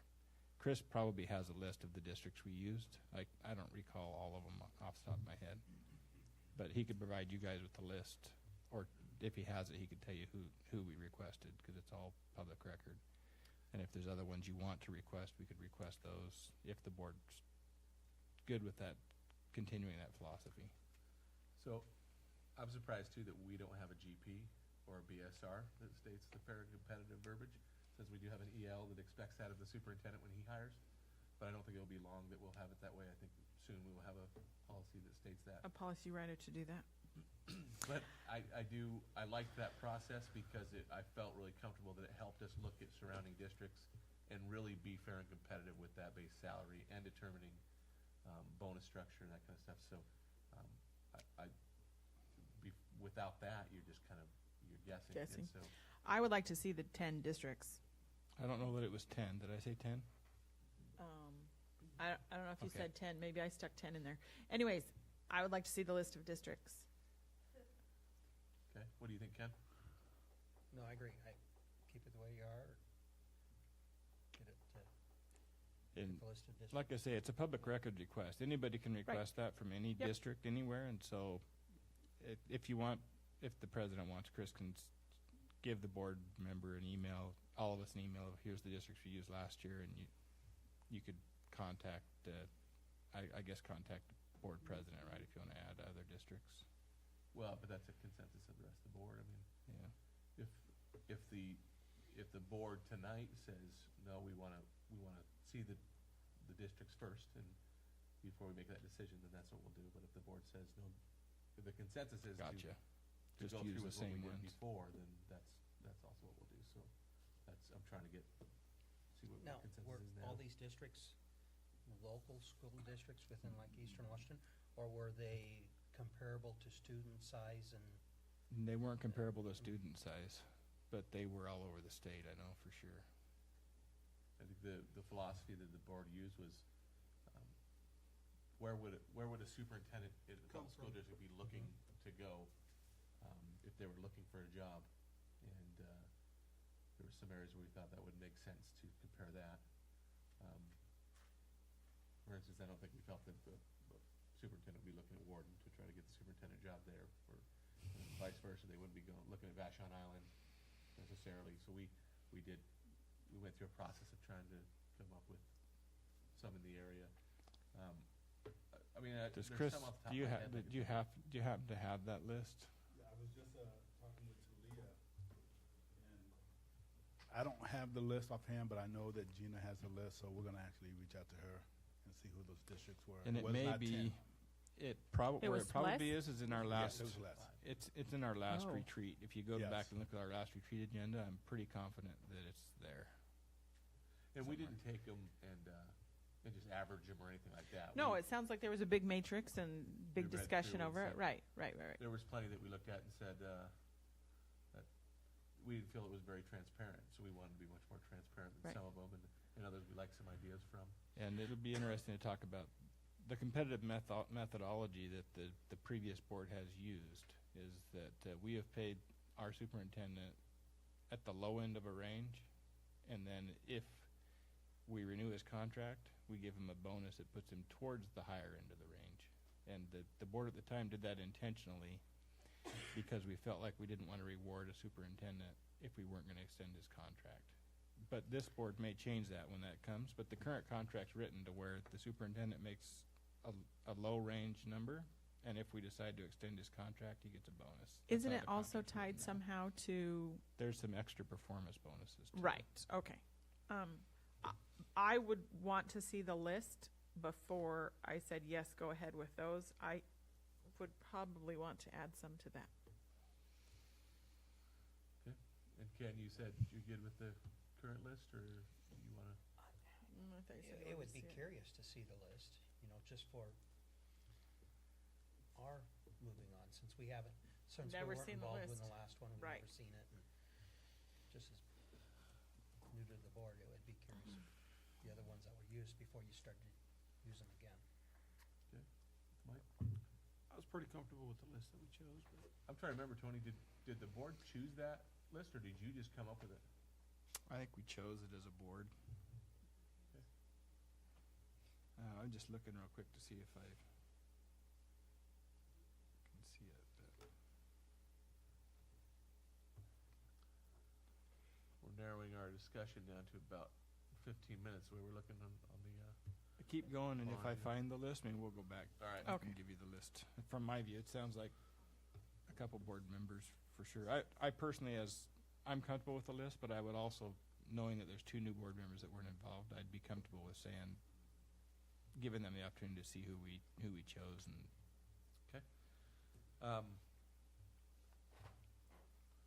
All right. So, you still want to look for that list?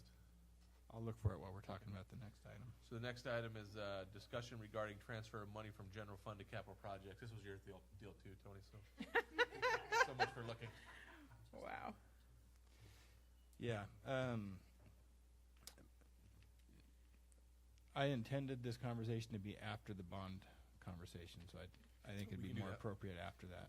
Okay. So there we are. Bond. As you know, our bond had about 53.25% yes in the final tally, to 46.75% no. And so, I guess the discussion that we need to have is where do we go from here? I mean, obviously there's the option sometimes from some boards, if you're very close, they'll run it in the next election cycle. We found out on Friday that we had to have the new resolution in by Friday to even consider that, so that is not an option for us. Oh, that sucks. Could I share some math? Would you mind? Yeah, Just to put, I love math. okay. Because on the surface, 53% might make you feel like, hey, we're close. But I just wanted to share some math, just to give you some perspective as we discuss. There was, let's get all my numbers straight here. There was 1,300 and some people that voted. It's a 37% turnout, 38% voter turnout in Adams County. To have the vote have actually been 60% plus one of two things would either have to happen. Just to put it in perspective, 89 no votes would have to change their mind and vote yes, and you can decide how likely this is. If you had the same voter turnout, 90 people have to have changed their mind and vote yes. To get enough yes votes to overcome the no votes, if the no vote stayed the same, you'd need 226 additional yes votes to turn out. Just throwing some actual numbers out there, because sometimes percentages are deceiving. I was given the information by someone, and I wasn't on the board or on the facilities committee either. The last bond took 2 votes, two It took different at least 3. elections to get It passed on the third one, I think. passed on the 3rd. That was Okay. what I remember being told. And then you can look up under director district. It's not under director districts. It's under districts. You can look up which districts voted which way. I think that was very interesting to look at the website. And Mrs. Hunt said, Chris, about you, that your voice is so calming and soothing when you called and talked to her on a very extremely stressful day. So I thought that was great to hear that perspective. So I've never seen it by district. I've seen it by county. Where do you you where can do you click do it by district? if you go to the county website, which is adams.wa. So you want to fire the board member that got the lowest district turnout? No, it's actually not. It's not that way. It's a different. I can't remember. Precincts. Okay, so That's it's not probably by closer. So if you districts go then. into elections and then you go into, it's not by our districts. Election results, and then you have to scroll way down to ours. We're a little It's like the 4th or 5th one down. It's not right, that far down. right there, and then precinct results. I didn't know there was precincts. You said districts, and so you threw I'm me sorry, off yes, there a little precincts, bit. and then there is a map. Or I'm sorry, it's just these numbers. So there are some precincts that were much more in favor than others. There are some precincts that are opposed. So I think that this would be interesting to look at, and then to look at the map, to find a map on how these are set up, and to look at where, and then possibly the whys. Because like Othello City 5 is basically 50-50, but Othello City 6 is much more in favor. And then if you go into rural, rural 2 is close to 50-50, but rural 4 is much more in favor, when rural 5 is way more, and 6 way more in rejection. So I think that those are really interesting things to look at, and I just didn't take the time to do like an analysis. Who lives there? What's going on? Is that? But those are interesting things to see. Maybe it's time that we somehow do a poll, or and then a longtime citizen told me that his opinion was why the last bond did pass is that there was a very prominent farmer that went to farmer to farmer to farmer and said, we've got to get this to pass. And that was the reason. His opinion was that was the reason why the last bond passed. That farmer is still within our county boundaries. I don't know if that is what we He's could on the other side. do. No, of I the thought he's road. still in Adams County. Okay. If we're talking about the same one. I'm sure that we are He built thinking of on the other same. side of the road. Are you serious? Okay, anyways. Which that doesn't necessarily matter, but just so you guys know, because it was asked, Dr. Hurst provided to me right away. May 2005, 54% failed. September 2005, 54% failed. And then we didn't go back till March of 07. And it was much different, though. It was a $27 million bond Right. in 05 that didn't have a lot of state match. And then we got a new architect involved, and through their knowledge, along with CSG, which is a construction service group that does management. We passed a $28 million bond that had $35 million of match money with it. We're getting more from the state than we're actually paying locally. So it was a the big change the there. plan, the building plan, did that change, or it was just how we got the state match? The whole bond I can't answer plan that changed because from I my was only on the perspective. last You were on the- bond committee, the one that passed. I just remember the numbers and them talking about the state match was in A big relation jump. was minimal for the first two goes, and so I do know that was. what I remember. But also, we still need to discuss the bond and what to do next. But this might be operational, but I don't know how we can not put portables at every school. Every school is over capacity and needs more portables than we currently have. Is that operational? Well, no, because it becomes facilities. That's a board I mean, function, but and I know that there is included in the bond proposal was $2 million from the state of a grant that would help, that could, I thought that had been class size said, reduction. could be used for portables. Well, class size reduction, I don't know that portables are allowed within that because portables are not considered permanent classrooms. But I'm not positive on whether that could be. We definitely need to check into that But because I know that honestly, we have a big that need. part of it, no matter what we have overcapacity, and we're going to have overcapacity for the next 2 or 3 years, so something has to be done even in a temporary. But Right. I think what we're talking long-term for the bond is what do we do long-term for going forward with whether or not when do we want to rerun the bond? Do we want to rerun the bond as the same way? Did any of you read the Tri-City Herald this morning about there's a PASCO campaign committee that has been very active over the last several years, I believe,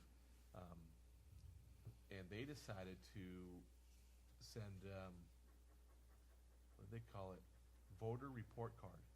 So on the back of their bond postcard, if you flipped it over, it's a voter report card that says, here's you, and whether or not you voted the last 6 opportunities to vote, I think. And here is your neighbor number 1, neighbor number 2, neighbor number 3. Okay, not and how names, they voted. just neighbors, No, they numbers. did it different ways. By precincts, and compared you to the other precincts. By unnamed neighbors, and then they had a group that was named neighbors. And they actually did, it was incredible. They figured out at the end if it improved voter turnout in the end, if more people sent in their ballots. And every single one of them had a positive effect on how many more turned in their ballots and voted. The one that had the greatest effect was when they named the names of the neighbors. Whoa! But they chose to go forward. It obviously didn't say how they voted. It just showed that they actually That they actually voted, right. They turned in Wow. And then the one that I think they said that they're going to go with is just they're going to continue to use this voter report card, but just compared to the unnamed neighbors. But it was just interesting. It was basically peer pressure to get people to vote, not to vote yes or no, but to I vote. don't think that that's a bad thing at all. So they said it had a 4% increased turnout in the precincts where they tried that, where they named the. You said we had unnamed neighbors. 38% turnout? Is that what you said? 38%. Yeah. Which is it is a state average, by the way. 38% is what our state average is. But anyway, I was just bringing that up because there are definite things we can do to find out what's going on with our voters, and I think that my personal opinion is we need to send out some surveys to the voters in our district and just ask them some simple questions. Did you vote? If you did, was it yes or no? And if it was no, was there a reason? Is there anything that would make you change your mind? And we'll really narrow down. There's some people that are just going to vote no because they don't want to pay extra taxes, and there's going to be some people who voted no because they didn't like the plan. And I think that's what's important is if we find out there was a lot of people who didn't like the scope of the bond, then we have to talk about that. But if it came back where we found out, a lot of people just said, I forgot to send in my ballot is what it came down to, then it's a different strategy, right? Yeah, I guess Right. my only feeling would be is 226 yes votes from this is my personal view. that there's not. I just don't think there's that many people that intended to turn to vote that didn't vote. That's a big number to me in our So I went community. back and did a spreadsheet of all the, since 2000, all the elections in Adams County that were school-related elections, whether it was a levy or a bond. And I put it on our shared drive that we have for the board. Take a look at it because it tells you numbers, right? And I think if you were to, is it coming up? I think if you were to narrow it down, you'd see that usually there's 550 to 650 no votes in that range. The difference has been in our elections that have passed and we've won. Like that last bond was like close to 70%. It was the overall votes. More people voted. But is there that year had low no votes. I do agree that I think that we need to have some kind of a survey to the voters and come up with some kind of those numbers, but I wonder if we should have that be independent. I don't know how, not coming from the district at all. District can't, I don't think, do it. But I don't know about that. But not in any way, shape, or form, or it needs to be, my opinion is it needs to be coming from an outside source that's doing the survey, that's coming up with this stuff so that it's, the voters see it as unbiased and that it will be true representation of their answers. I think that there's a lot of people that just have a mistrust. So, well, I don't think it matters though. I mean, if the board is doing this for our information, the only issue would be if we have a distrust, right? We're not doing it to convince the voters to change their mind, but to just find out why they voted the way they did, right? Or didn't vote. Yes, but I think that they might change the way that they answer. I think a lot of people don't understand the difference between the board and the district. They see it as one and the same. I guess what I'm trying to say is that survey we wouldn't be using that survey results to try to convince the community of something different. Right, no. It would just be for us to know what make the a answer. decision next. Do you think people would put a different answer because, like a dishonest answer because they thought it came from the district? Is that what you're saying? Yes. In some way, yes. Huh. And I think that there was still, I mean, with as much information that was that Dr. Hurst and Brian went out and tried to give, I think there was still a lot of understanding about what the intent even was. I mean, I was having a conversation with someone the day of the vote on Facebook about she still thought it had to do with a sports complex. I was like, sports complex is not even on it. Well, that's the way it said it on the ballot. And I was like, no, it didn't. And and then called Talia in a panic. Tell me what it says. I need the exact wording. So I put that on. But there were a lot of people that actually read that conversation.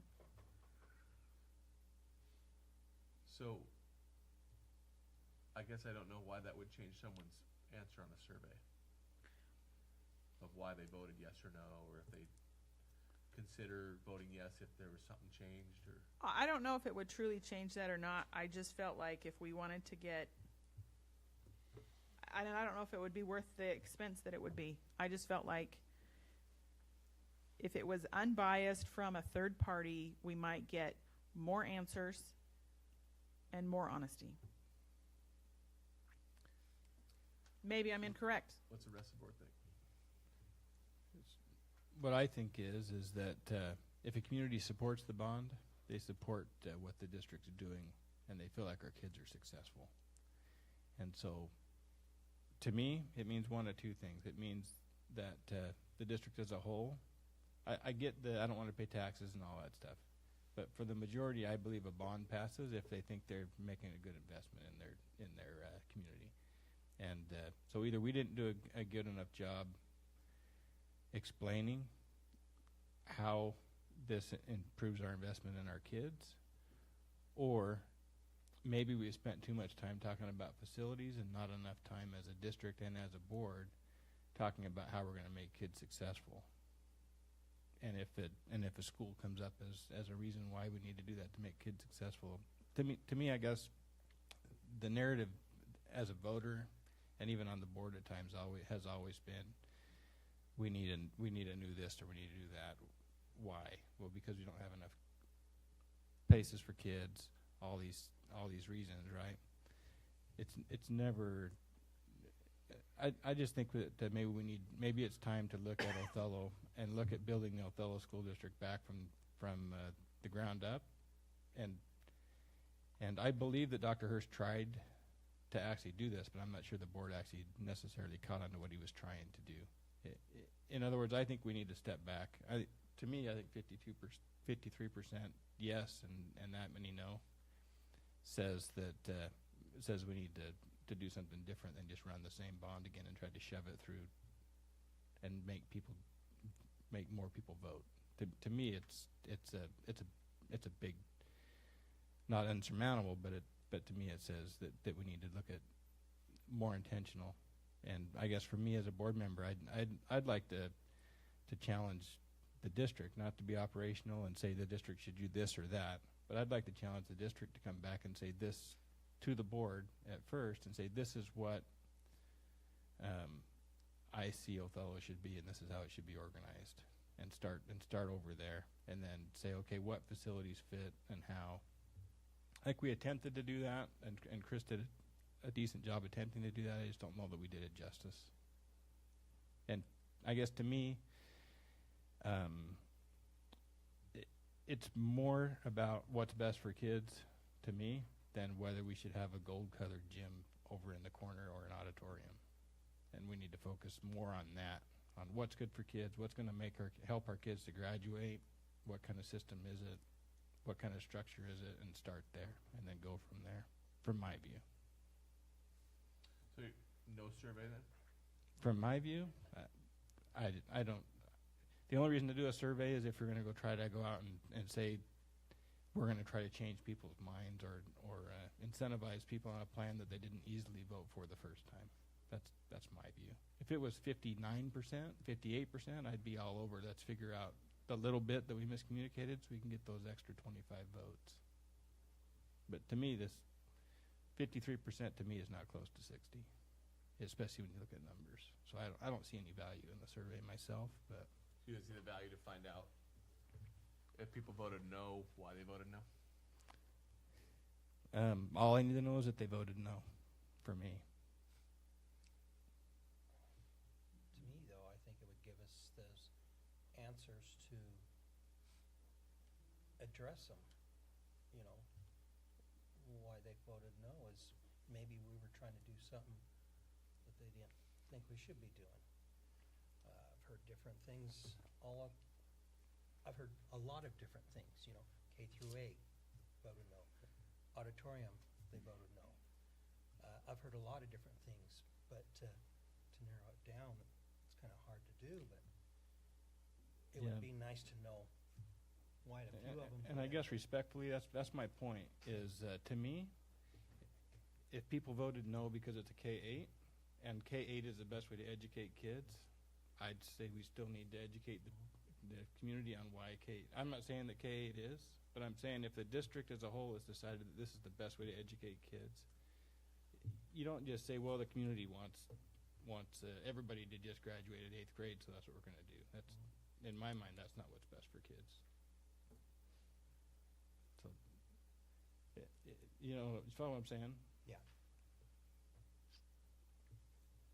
In my mind, that means that we need to do more education of the value of whatever program we feel like is best for kids to be successful in life. That's what our ends is. Tony, are you saying it doesn't matter in the end what the scope of the bond is, as long as the scope of the bond supports the long-term vision of how students are educated in this district? Is that what I'm getting from that?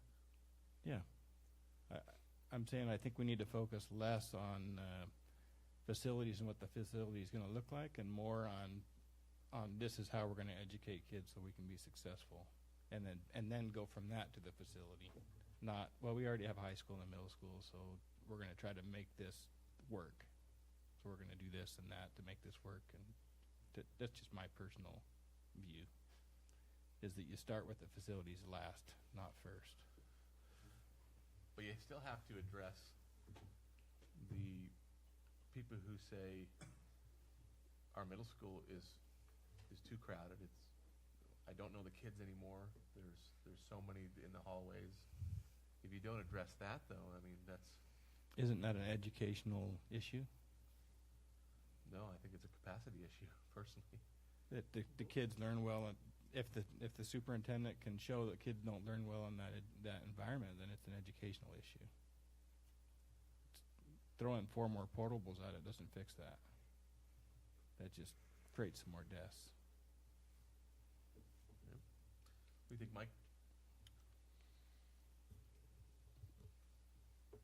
I'd like to know why they didn't vote no.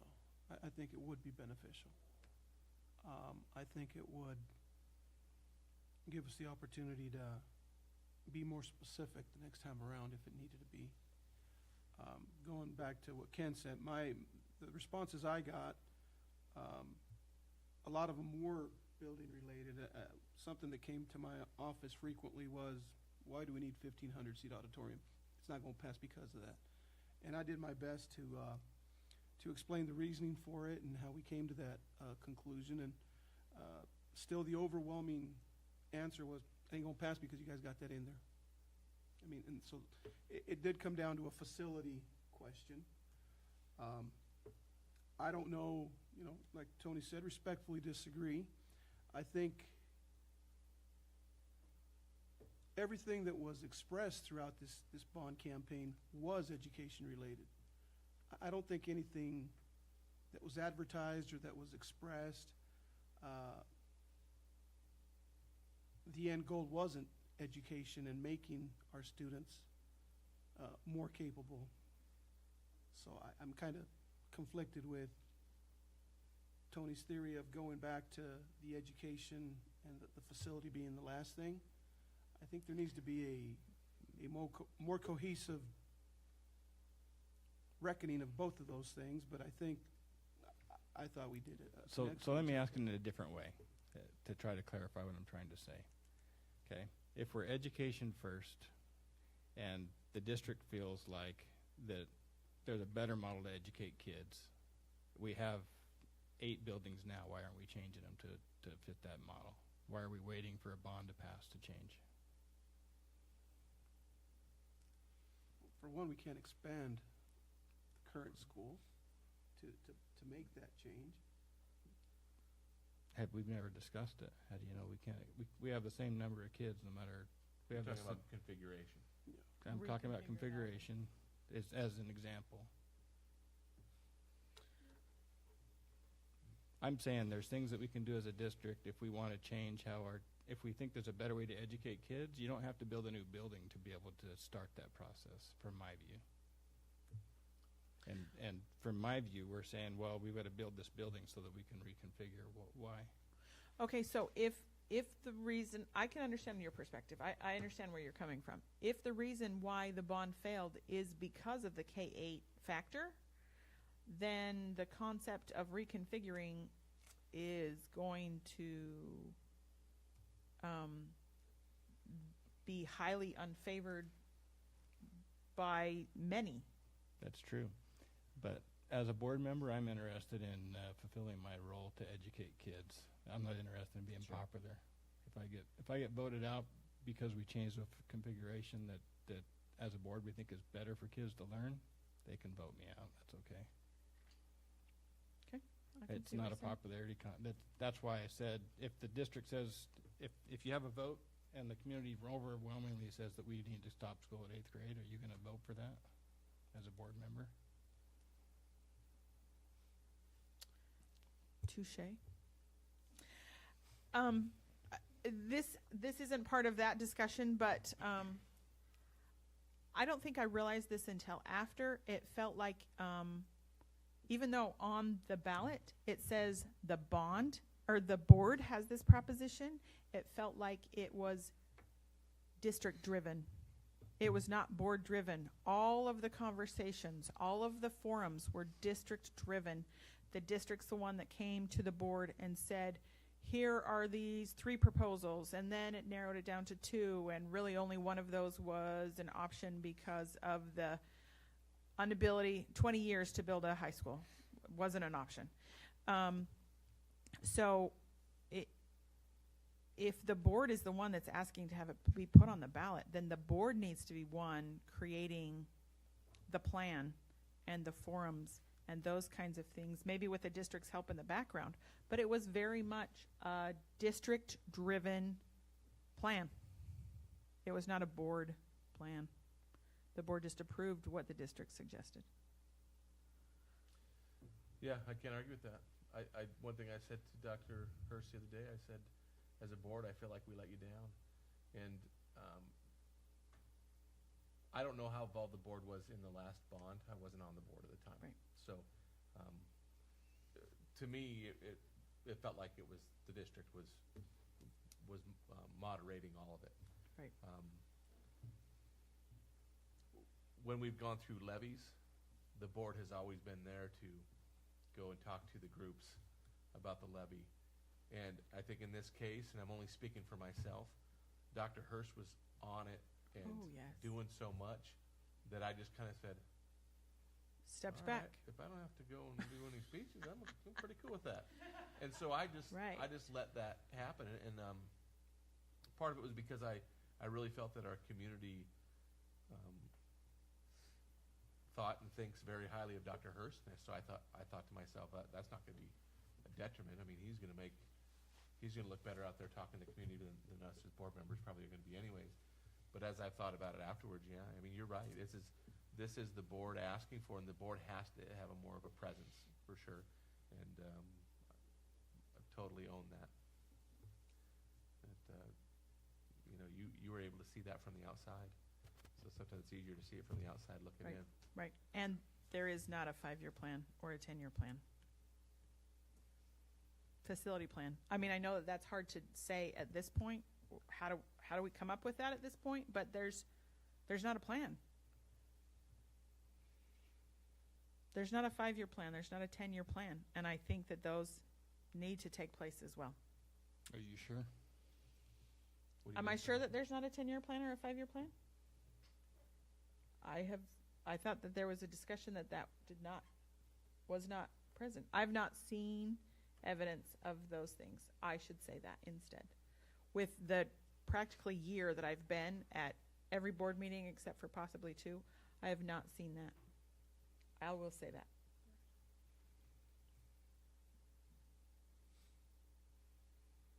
So we have to decide going forward, and this doesn't necessarily have to be decided tonight. Right. The reality of it is that Dr. Hurst shared with me the bond council when we were looking to see if we could have an emergency meeting, possibly just to approve a I'm forgetting the word. Resolution. Thank you. For April, and then possibly say, never mind, we're not going to do it, but at least have one approved. We found out we couldn't have an emergency meeting for that purpose, so that was out. August, what do you say, 50% pass rate in February on bonds, 20% pass rate in August, 25% pass rate in November, I think is what it was. And August is a little tough time because people aren't back to school yet, so they're not in that school mode. And so the board has to decide, what's the next time we're going to look to revisit this? August at the earliest. So we have more time to really think about this and talk about what our next steps are going to be. When would a resolution have to be in if we did decide August? What's that deadline? I have that information right here for you, Jen. I'm so glad that you do. Resolution filing date May 11th. Oh, wow. Okay. So we're talking about less than 3 months. November would be August 7th. But in any case, we don't have to make a decision tonight. I think there's been some really good points brought up. I'm already over my time limit of 2 hours for our board discussions. Yeah. So if the board's okay, this is something that we can all think about and bring up at the next board meeting or even the following board meeting. We good with that? Can I just make one more point? Yep. Just for the board. We as a board, we don't have a policy that mandates any configuration or any specific method of teaching kids. We have several ends that talk about student success that we track, and we have some ELs, but none of them have to do with student configuration. So I just wanted to put that out there that if the superintendent, there's nothing that prevents the superintendent from reconfiguring schools any way that he wants according to board policy that I'm aware of. Just throwing that out there. The next item was one that you wanted to hold off on. Through all that, did you have a chance to research, by the way, the competitive salary? Yeah, it's not in the. It's not in any. I must have it on my home computer or something, or on a shared file. It's not in a board. It's not actually in that retreat as an attachment. So hopefully Chris can find the list. But we didn't actually put the that I could find the matrix. We must have had it in paper form at the retreat 'cause it's not in the board docs deal. Do you want to talk about the capital levy? Yeah. So, Capital well, I don't want transfers. to. I just want us to leave that alone. So let's. Once we get that information, then do you feel like we have enough time to, by the next board meeting, for the board to say, yeah, we like these districts or not, and still do the public records request to have it available for the retreat? I guess my feeling would, I mean, you guys can correct me if I'm wrong. My feeling would be is that you guys wouldn't be suggesting taking districts away that we requested. You may request extras. Yes. So Chris is okay to go ahead and request now the ones that we requested last time, and then if they want to add some, we can get board consensus to add them. So we don't have to try to request a bunch. Right. Good. Good point. Okay. Yes. Great. Yes. All right. So then, as soon as we have that list, Chris, if you could email just the list of districts to all the board members so we can get back there. And then board members go ahead and respond to me then. I make sure it's not going to be misconstrued as an open public meeting. We'll just talk about the next board meeting is what we'll do. If we want to add more, Yeah, anything that, can we just? any questions you might have, we'll just discuss it at the next board meeting. It'll be an Okay. item. Fine. It shouldn't be too difficult if there's just 2 or 3 more to request or whatever. Okay. You just limit Jen to 2 or 3 more, is that what it is? Fine. I hope she remembered the 2 or 3. Yeah. All right, so the next one is a discussion regarding transfer of money from general fund to capital projects. Okay. This is just something for the board to consider. It takes a board action to transfer money from the general fund into capital projects. Before you guys were on the committee, the board had a board sanctioned committee to talk about capital projects. Basically, I think we actually called it the Capital Projects Committee, maybe. That Craig and those guys were on. Maybe it was. They actually talked about a capital. They actually talked about a capital levy. Is what they talked about. Oh, it was a capital levy committee. There you go, capital levy committee. Okay, and the consensus from them, and the way they went out in the community, was that sports facilities and those kind of things they felt like should not be paid for on a bond using debt; that it should be paid for with cash. And that at some point we should ask the community to vote for a capital levy to build future athletic facilities that we need.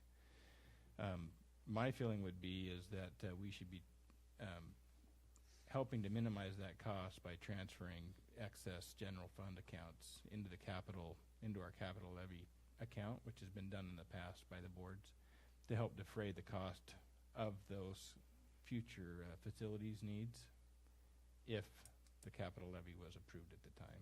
And if not, it would be used for other capital levy items. I'm sure thoroughly confused you, but for example, if we decided to ask the voters to approve a $12 million capital levy that would be paid for over 3 years to build a football field, for example. I'm just throwing that out there. An to make idea, it real for right, you, okay? the concept. If we transferred $1.5 million of extra money that's in general reserves over to the capital, we'd only need to ask for $1.5 million less because we'd have that much as a down payment. It's all taxpayer money, but it's just that much less we'd have to ask for in a capital levy if we transfer the excess funds over periodically. So I'm just wanting the board to consider it. It's nothing that we can take action on tonight anyway, because it have to be an action item. But answer questions or the board consider it is all. It was a couple years ago that the board came up with a capital project list, prioritized it. And one of the outcomes of that was the transfer of $3 million from general fund to capital projects in order to cover those priorities. And I believe I think we might have got through that whole list. We Can you have. remember? We'll be finished with that list in this, hopefully soon. When the tennis court is done. I was thinking when we had that snap of warm weather, I was actually going to call Greg and say, hey, are those guys going to come up?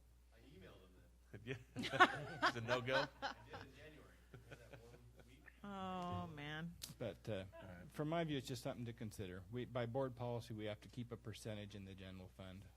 We're roughly $1.5 million above that number right now. Now, is this general fund reserves, or is it? That's reserves. Okay. So, It's it's the undesignated Undesignated. reserves has to be a certain it's 10% by board policy. We're $1.5 million above the 10%. and in each fiscal year, so it can drop down throughout the year to be under that, but when the year finishes, so that's known by budget, and so it's not necessarily any month. It's not like in 1 month if you drop below the 10%, then we're out of compliance, or the superintendent is, but each fiscal year is how it's listed. But you said $1.5 million right now. What's important also to know what is at the end of the year, what's it projected to be before the board was to make a decision. Correct. Yep. And I'm not saying to transfer $1.5 million. I'm just throwing the number out that that's Right. what it is right now. And that is asking the board to consider. That is 100% a board decision as well on that one. So Okay. we would ask Dr. Hurst for some budget information, and then the board can make a decision based off that. Excuse me, it is not 100% a board decision. It does require approval by OSPI. It is 99% a board decision. No, I wasn't aware of that. Well, Thanks, then. Brian. Apparently, Right on. last time we made the transfer, we must have got approval from OSPI. They made us think we were a bigger deal than we were. Okay. Or some individual did. Are we good with our director reports now? So now we're going to move on to student representative reports, which is in a different order. And you guys have a negative 10 minutes to get this done. So auctioneer style. No, go ahead. Well, Take your time. basically, I got done with mine, or half of mine, by talking about bridges and spring sports already. Wednesday, the 28th, we're going to have the first session of the roundtables with the high school. I think around 20 kids were picked at random by the secretaries, and me and hopefully Isabel are going to be able to meet with them and just discuss with them what they see at the school through their eyes, and they are picked completely at random. It wasn't based on like a group like how it usually was, how it was just leadership. So it's a wide variety. And we also talked about, if this does go well, at the next session, if we could get a translator so we can also get the Spanish-only speaking students involved too. And then me and Isabel, like we said, we can't be at all the schools, and I was approached by a community member who has a child at McFarland, and they have an issue, and it's an issue that we brought up at the last board meeting, I believe, because a 7th grader was able to gain access to pornography and sexting, and it had a history dating back to 3 months. So they were able to access this for 3 months. And the only reason that was caught was because there was a random check, and parents are just asking for increased checks and more consistent filters that they know that their students are safe and that they're okay with. You can get on that, but you can't get onto like Google, like a Google site. What is? That's my report. Any questions? So, Do you know if the middle school students signed a contract saying they wouldn't get on those kind of sites? I don't, and I know personally. Maybe Chris does. There's some as a board member, there's some self-accountability somewhere. Yeah. And we can't stop everyone from everything, but when they sign a statement saying they can't, I hope there's a matrix and Hold discipline that comes accountable. with that. Ms. Rigo can speak to that. So from my understanding, there's a internet responsible use policy that is given to each parent at registration that they're supposed to read through and sign off that their child shouldn't be doing stuff like that. I believe that is also given to the child as well. So.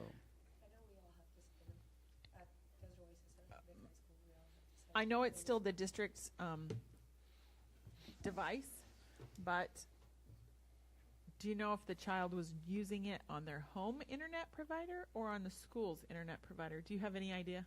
I was just told that they were able That to there was access an it, and it dated back to, like, they had a history of 3 months for using it. I did not ask what times or whatever, and this was literally minutes before the meeting started. Thank you. I guess my general feeling is, as a board member and as a parent, is a consistent issue this time. Is that my children are much more technologically advanced than I am, and to hold the district to a standard that says that you have to keep a kid that's probably smarter than 3/4 of us in this room from accessing things they shouldn't is impossible. I'm not saying that shouldn't be attempted, but I'm saying that's a pretty high standard to try to hold the district to. And when they sign those forms, we need to make sure that there's some, operationally, I'm sure the district already has ways to deal with that. Thank you. I have too much today. Oh. You broke it. You broke the microphone. I got it. See, I'm technologically advanced. I didn't even say that properly. Okay. Desert Oasis students students and staff will be participating in a community cleanup project. We did this last year, and we got 1,400 pounds of garbage picked up. I can't remember where we're picking it up. Oh, McManaman Road. We picked it up there last year, and that's when we got so much. And this is right before the Sandhill Crane Festival, so all the bird watchers won't have to go through all the garbage and nasty stuff. And our goal this year is to pick up much more than that, so hopefully we can accomplish that. So as a person that is the director of the Old Hotel Art Gallery, and the visitor center is inside the building, the two comments that I get most by so many people that come to the Sandhill Crane Festival and are just tourists to our community. Number one, we need more hotels. Yeah. Ditto. Number two, we have such a clean community, and then third, everyone is so friendly. I constantly am hearing, it is so clean here, and I'm like, yeah, it is, because my scouts have been out there, my kids have been out there, the school's been out there. I don't say all those parts, but people notice. People notice the work that we do to prepare for that. Awesome. Good job. Another thing, our English teacher, Mr. DeFau, he's trying to get a newsletter, so we could send it out to maybe the high school and like to people around in the community. So it's not just going to be a DOHS. Well, there's going to be obviously some aspects, but maybe we can involve the bigger high school too, and try to just involve the community more. And then something really awesome happened today. The junior president of the juniors, I guess, I don't know, Gage Pernetta, him and Julissa Roberta, they came to Desert Oasis and they talked to the juniors, and they invited us to go with them on their senior trip to Lake Chelan. So they provided us all the fun stuff, I guess. We weren't at the last meeting. That's when they talked about, inviting us, because we've known each other since kindergarten. We've all gone to school together, but now we're just at different high schools. So they wanted to try to combine that, and all of us are still pretty good friends. So that was really exciting and really awesome that they took the time to come and speak with us. So that was really awesome. And that's all I have. All right. This was a good meeting to have a short discussion from the student reps. Very good. The board really hogged it this time. All right. We are moving on to administrative. Item C1, required approvals. I need to refresh my screen because I'm still showing just 1, 2, 3. I think we need to do stretching time. That will come at the 3.5-hour mark. Oh my goodness, I can't wait for 3.5 hours to do stretching.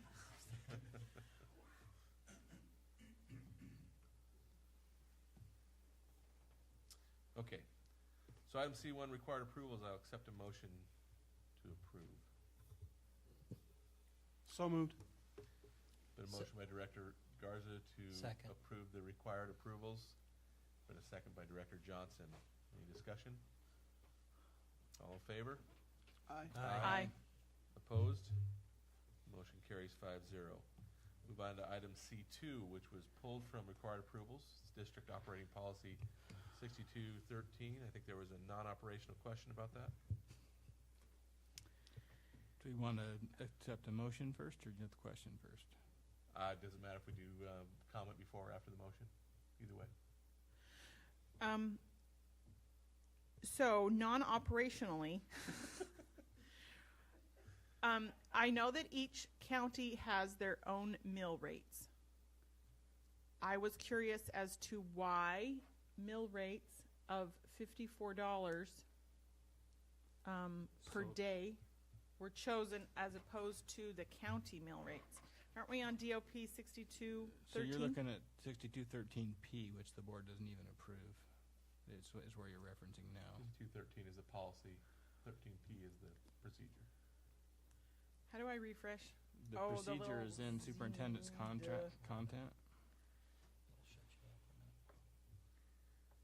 I think it's in superintendent's content is where the procedure is. So Comments. this Sorry, was C5. this policy was one that I specifically, as I was reading it, told Dr. Hurst that because the board has a policy that speaks to reimbursement for meals and expenses, I felt that having a director in this policy was part of that contradictory thing we talked about in EL 19. And so I just mentioned to him the director seemed to be in there, so he chose to remove director from it. That's basically all that changed here, right? Exactly. And there was a spelling correction as well.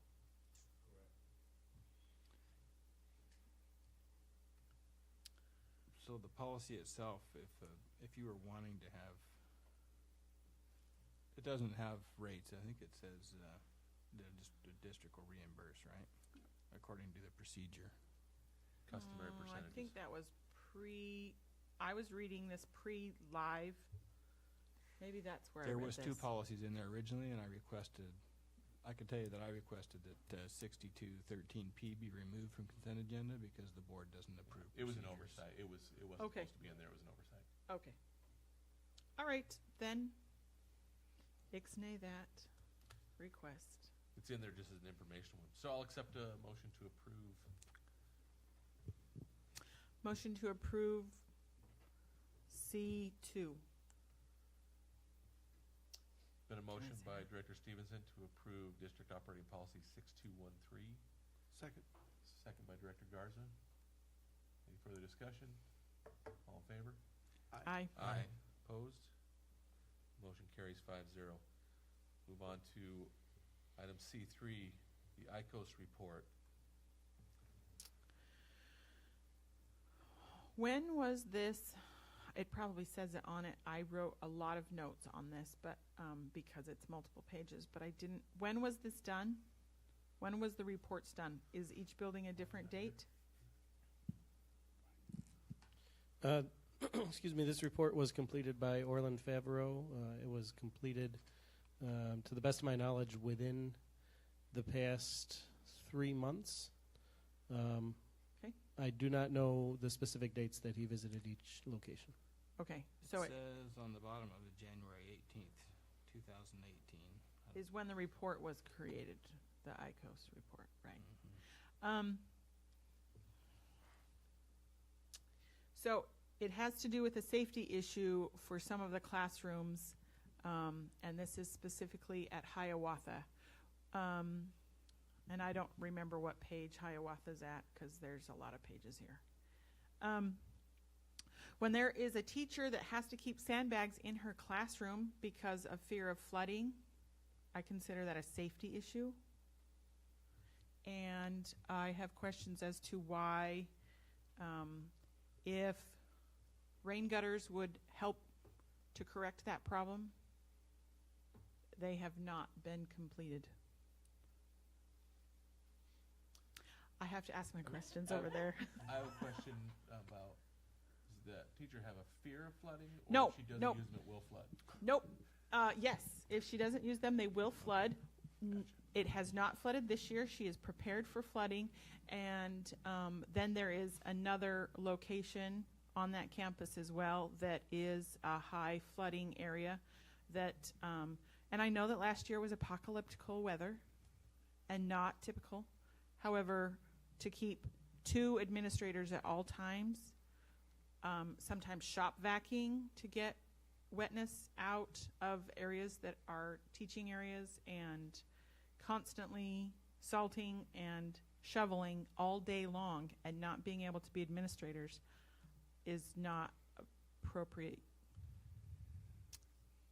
Has the person that, I'm assuming maybe you saw this directly or a person came and complained to you about this? Both. Okay. Did you advise them to go talk to the principal and facilities people about the issue? I saw these last year when I was not on the board and did not know the full extent of the procedures, I think. And so I did not. I was just curious. The purpose of this report, as I understand it, is just to let the board know the state of the facilities currently. I don't know that it really gives us recommendations about where we should have rain gutters. It's actually not even, I'll give you kind of history of this, of how this report came up. There's a requirement by the state, by OSPI, for the school district to start reporting what kind of shape their facilities are in. And the board has to approve that. And it's online so that anyone could look at any district at any time and see what kind of shape it's kind of forcing us to have good maintenance and corrective actions. So while the concerns you bring up are totally legitimate, this is simply, we approve it. I don't necessarily know how Orland comes up with his percentages, but I'm sure that there's a matrix that that is right, but yeah. And there's a lot of plumbing problems at nearly every building. Notice that. That was interesting. So, it sounds like you have a question regarding the corrective actions and that they haven't been taken. Is that right? I know that there was requests for rain gutters in the past, and that has not been rectified, but in the proper channels. So unfortunately, Orland's not here to answer that for us tonight. Right. Greg might have an answer just because he hasn't been too far removed from that. He was really excited and raising his hand at one point. I know. I just know that you need to use the mic. Yeah, I know I need to use the mic. I just know that gutters were talked about, and last I heard we were having a hard time getting somebody to come put them on.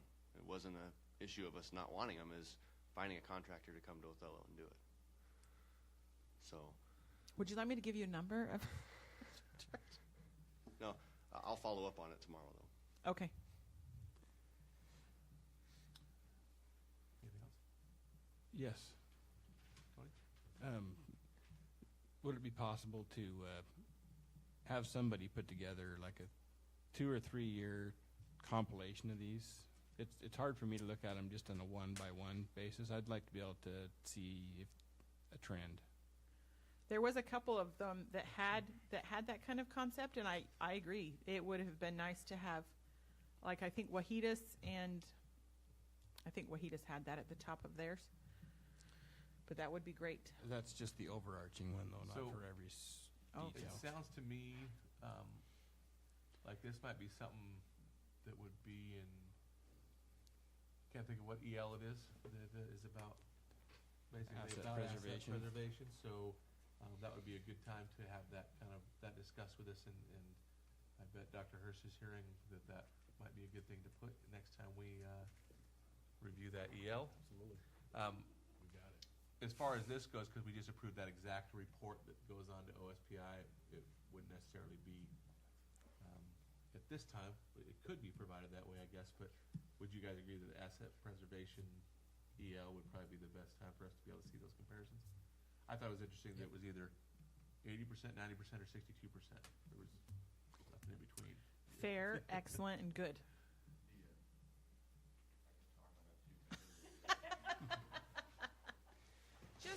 mic back to your desk. I'd just be more concerned with studying them and seeing if something went from 62% to 80% The- over 3 the- years, how we made it Yeah, better. the way the matrix is it's five boxes you choose from, 1 to 5, and it's 100%, 80%. You know, it just basically, and then when you read the instructions, is your building 80? The box 5 is your building's in great shape, and then box 4 is your building needs a ton of repair, and then the bottom 3 are basically uninhabitable. So It's really interesting when you sit down in front of it. I'm going to say this just because I want to.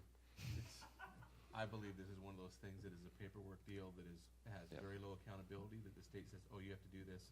But what it really does for them and who's held accountable for it, I think no accountability. Right. It is simply a state requirement that we have to approve. I think it's good that we know what the conditions of our buildings are, but this, I Yeah, think these are silly. It's a state bit. thing. Okay, any other questions on the report? If not, I will accept the motion to approve. So moved. You're so good at that, Mike. He loves Director that phrase. Garza, he doesn't even like to use the words. He wants me to have to figure out what the words are. Director Garza moves to approve the item C3, the ICOS report. Second. Second by Director Stevenson. Further discussion? All in favor? Aye. Aye. Aye. Aye. Opposed? Motion carries 5-0. We'll now move on to item C4, Terra Gold Farms Land Lease Agreement.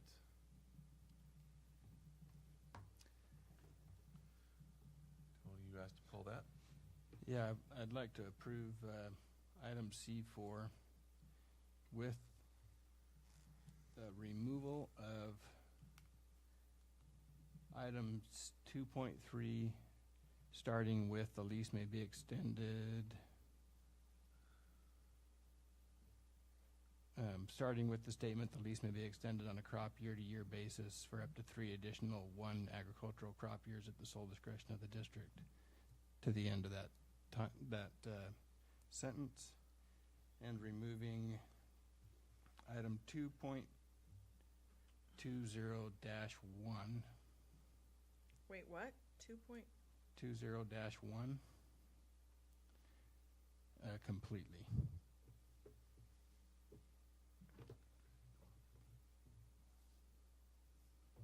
20 dash. I'm not getting a 20. 2.20.1. I'll read it. It currently says this lease can be assigned by Terra Gold in any portion of the premises sublet by Terra Gold only with prior written approval from the district. To obtain such a written approval, Terra Gold shall provide the district with written notice of any proposed assignment or proposed lease, which shall include the name and address of the assignee or subleasee. The district shall not unreasonably withhold any assignment or sublease. So did the district write this contract? Both of those phrases were added verbatim by our district's counsel, Rocky Hansen. She also So we did write it. she also authored the majority of this contract based on the prior contract. So we're able to change it. If we prove it without it, we're able to change it. So I was getting at. If it was written by the other attorney, then That would be we could probably just say not approve and then come back the next board meeting, right? Okay, so there's been I have to help me with this one, Tony. There's been a motion to approve the contract, striking part of the language from item 2.3. 2.3. Can you reiterate what that was? Which basically, the way it was written, authorizes a renewal of the lease, which the board expressly Yeah, the board definitely said that it didn't want to negative do for that. one, right? Yeah, year by year. And removal of item 2.20.1, because in past boards we've had an issue with subleasing, and I don't personally, as a board member, see it as something that's necessary in this contract. So just be clear, are you asking to strike everything after the September 30th, 2018 date? where? or where just you the at? next sentence? On 2.3? 2.3. Yes. Okay, so just the sentence that There's a says big, the lease long may be sentence that extended talks about- on a crop year basis for up to 3 additional 1 agricultural crop year terms at the sole discretion of the district by providing written notice to Terra Gold at least 30 calendar days before the end of the current lease term. Correct. So that's saying that it can be extended by us, but we have to give them notice. By the district, yeah, is what it says. So you have an issue with the district extending it. Yes. Okay. And then I have an issue with it being extended without the board being involved. Period. the district, gotcha. Yes. I was actually thinking in my mind that meant board. And then also striking 2.20.1.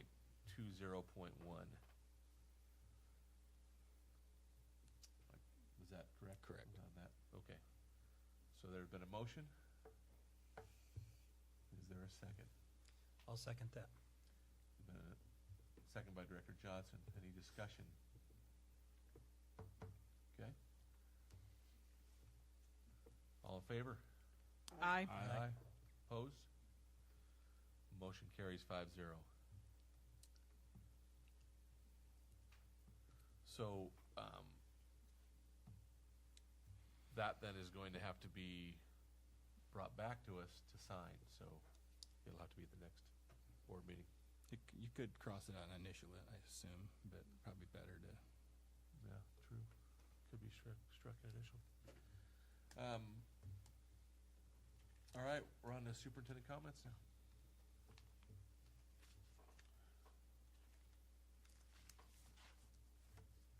This might be an appropriate time to ask your question, Jen. I have a question. On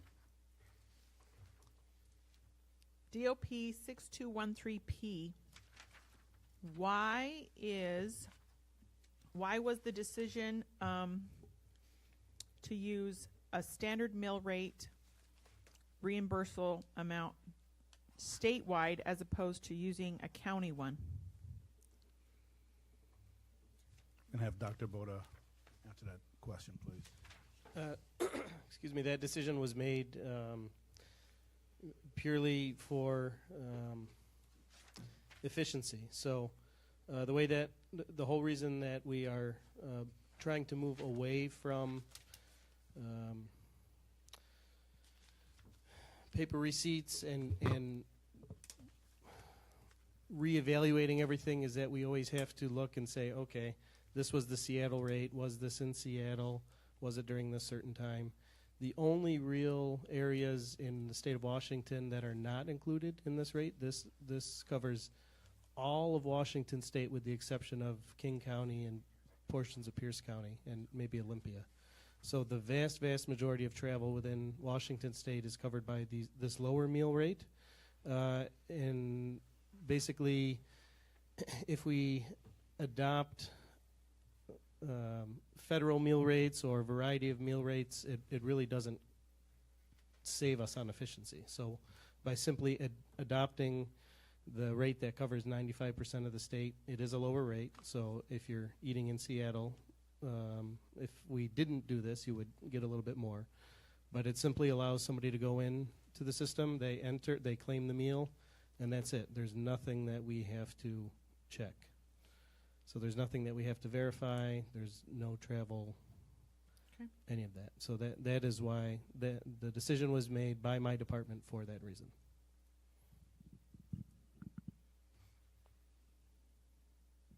Thank you.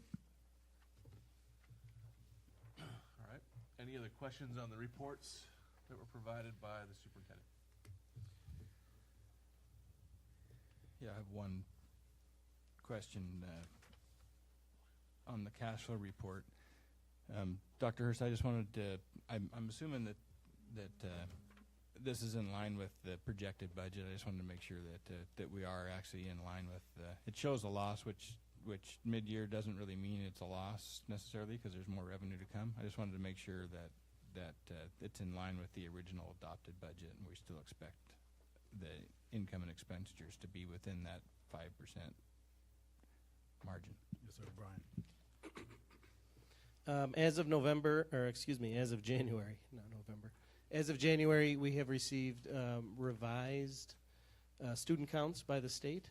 So it is not based on the original budget of 55 million. It is now based on the revised budget of slightly less. Okay, so just my only caution there is by EL, if there's a significant change in the outcome of the budget, you're required to let the board know. I don't have the wording right in front of me, but if there's a significant change, you just need to be letting us know due to our EL policy on budgets.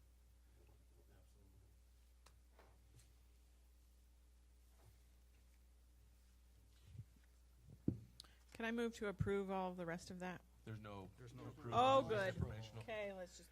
I wanted to ask a question about the cash flow and budget status report. A general question.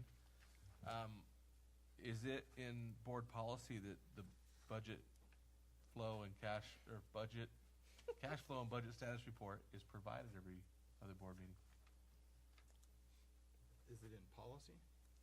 Is it in board policy that?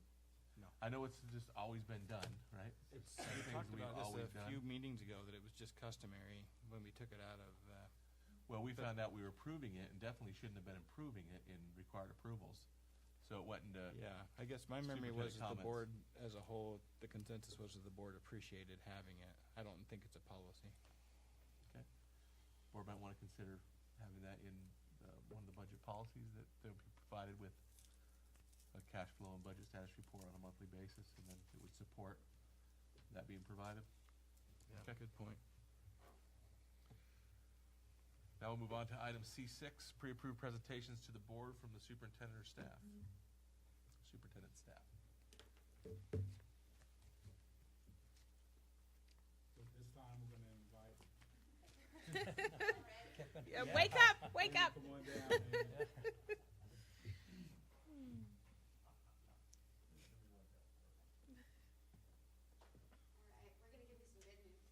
You're going to come to all of our board meetings now. First off, I think I should introduce myself. So, two things. My name is Stephen McFadden, and I'm the Economic Development Director for Adams County. Secondarily, I'm in my 7th year of service as a trustee at Big Bend Community College. So I want to thank you for your service, because I've had 4 and 5-hour meetings as a trustee at Big Bend. Can you? Yes. I know you're loud, but Louder or less louder, Jen. you need to turn that on. Sorry. So, anyway, Thanks. what brought us here today is to talk about the Othello Career Showcase. And this is a byproduct of conversations with employers in Othello about workforce challenges. The majority of this presentation really centers around the great educational things that happened as a result of the Career Showcase. So I'm going to pass the mic to my partner in crime, Amy Paris. But I want to tell you that it was a great collaborative event that involved a number of entities, including employers who are critically concerned about being able to hire new employees and stay in Othello and continue to provide support to the school district via property taxes and payroll to the residents of Othello. So we just kind of want to walk through some slides here. The basis of this work and sort of this part of my job is all around N2, graduation and advancement, of course, making sure that our kids all, end their Othello School District experience ready to go on and have a successful secondary life, whether it's to college or to a career. So our current reality is basically a third of our students in every graduating class that we've tracked for years, it always falls between about 30 and 33%. They go straight into the workforce and unfortunately don't have a lot of specialized skills. So those are the things that we've tracked. If you want to go to the next slide. I appreciate personally that we finally have some awareness around that, and if I had $1 for every time I heard in the last year, finally we know that not all of our kids are going to go to college. We have to get them skilled up in other fields. So what I've been telling people is there's been a great focus on career. And career doesn't mean that you're not going to get training. So it's been my challenge and a lot of my responsibility to make sure that people know career just means where do you want to end up later, and let's figure out how to get there. So some of the big components is the creation of my position, first of all, as a director, really responsible for this. The career showcase, the change in how we handle our senior year with their high school and beyond plan, and then community partnerships. So I think all of those things together have given us a really good start. We're here to talk about the showcase and kind of how it started. When we launched into a more formalized economic development effort in Adams County, one of the things that we needed to do was look at how did industry in Othello feel like it was connected to the community, and were we aware of industry's needs in terms of workforce? Were they going to stay? Would they eventually expand? Were we at risk of them leaving? And I won't mention the company, but there was definitely a fearful time when we were going to lose one of the single largest employers in the city. And there was a year-long effort to try and convince them to stay. That had they left, it would have been a $14.4 million annual loss in payroll alone. So how do we have those conversations? What we chose to do is create the Othello Industry Council under the umbrella of the Adams County Development Council. And you remember Ken Johnson is a 3-time past chair of that organization.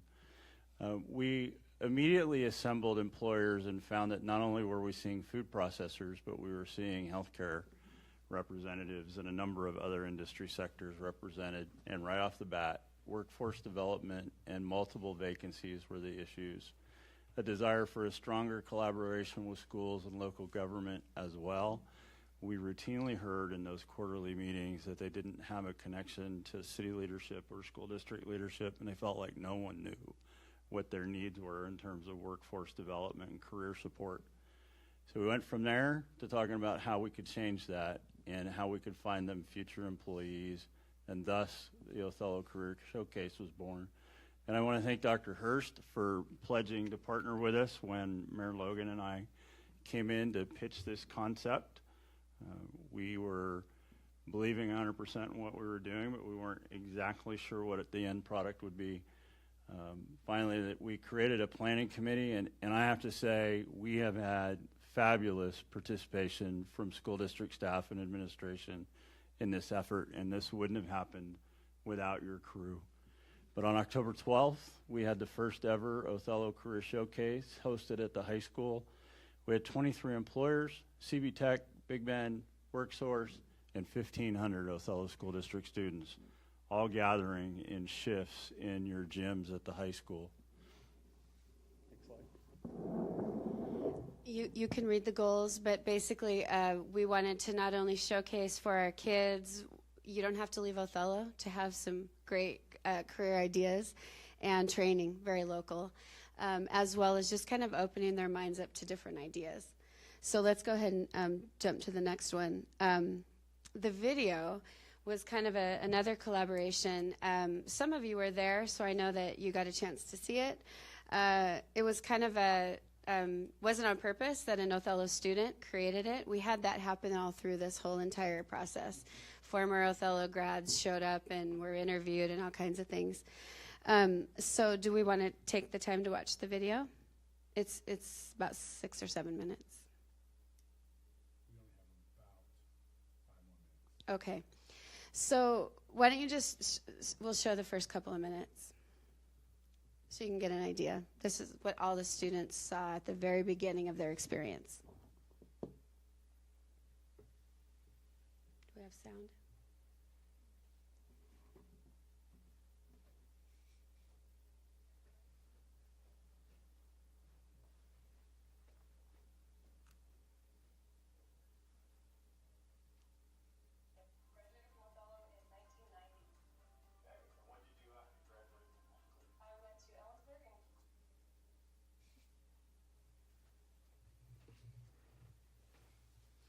In a nutshell, we went around to local employers and found not just former Othello students, but upstanding community members that have a really neat journey. So Terry, for example, worked in healthcare. She's from Othello. She went to Central. So she has a great connection with kids. So we tried to put people up there who they either knew or recognized and kind of heard their story. The next one, I believe, is Avista. Had some great footage in their cherry picker. Kind of told their story. Watching a change in the chair has been awesome.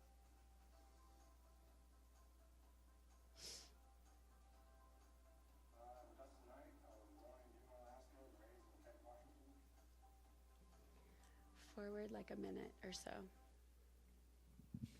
I want you to see Aaron Garza, who's a local law enforcement guy. He has a great Othello story, and his story included military, not knowing for sure what he wanted to do after high school, and it's just classic. And I'm from Othello, Washington. So after I graduated from high school, I really didn't know what I wanted to do. I was kind of in the middle, stuck between going to college or maybe joining the job force. But I picked something totally different. I actually joined the military. I joined the United States Marine Corps. I enlisted for 4 years, and I served as an infantryman from the year 2000 to 2004. I got hired here in 2006, and I didn't have a college degree. I was just out of the military, and that's really all the experience I had. So I said, you know what, I got to Go to the last minute. And I got to start going to college. So then at the end, we have kind of a montage of a bunch of people that were interviewed so that kids could kind of see some faces that they knew and a wide variety of what's going on right here in our town. We have a lot of footage. But it was really edited very well, and Richard Garcia, the boy who created it, was also at the showcase, and so after the kids saw the video, they got to meet him, and it was a really neat experience for him too. He's from Othello? No, not necessarily all of these guys okay. are, yeah. All right. Some are, but they all are here now. Right. So their stories included how they got here and stuff. Okay, we can. So some of the best things that happened, we had a major goal about, okay, the showcase is an amazing event. Here's some pictures from the actual day. We're planning for next year. You have to be there if you weren't able to be there this year. But we covered the gym. We used both gyms and the outdoors, had a lot of things for kids to do and see, and it was very interactive. The next slide talks a little bit about exhibitor feedback. Do you want to summarize that? We went in hoping to measure success by having 8 to 10 companies exhibit. So 23 was a win to begin with. But as you can see, overall experience, 12 of them said this was an excellent effort, 5 of them very good, and 4 of them good. And there were no bad marks on the end. And for me, that tells me that we achieved something that was a good use of an employer's time and their staff time. And you can see the other comments. But essentially, everything positive and constructive. And then the last thing, go ahead and this slide talks about what we're doing next on the council level, and then for the Othello School District, a couple of neat byproducts. We were able, with the next slide, to show, I was able to share with the entire school district a list of partnerships that started at the showcase and since has grown.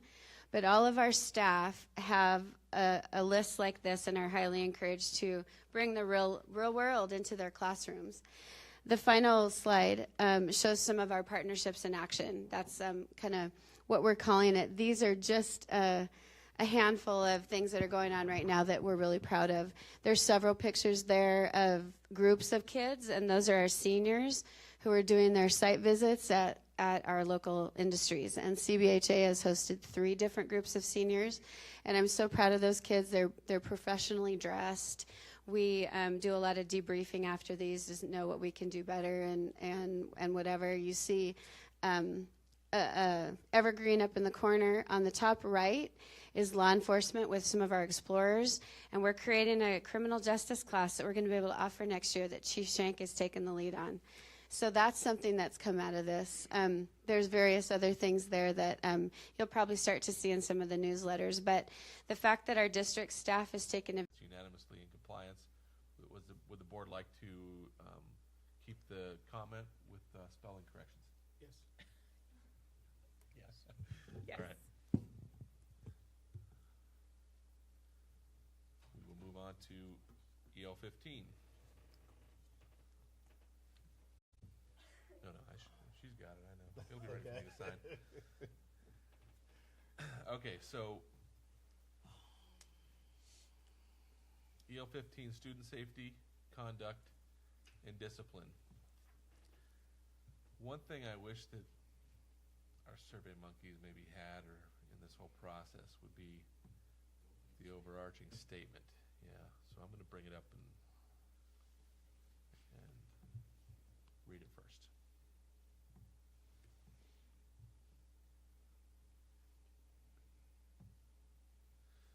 Okay, so EL 15 states the superintendent shall not fail to establish a school environment that is safe, civil, and supportive, conducive to effective teaching and learning, and free from unnecessary disruption. Therefore, the superintendent shall not cause or allow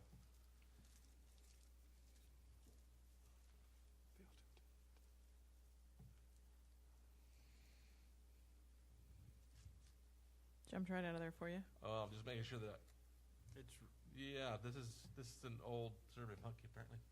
It's written improperly.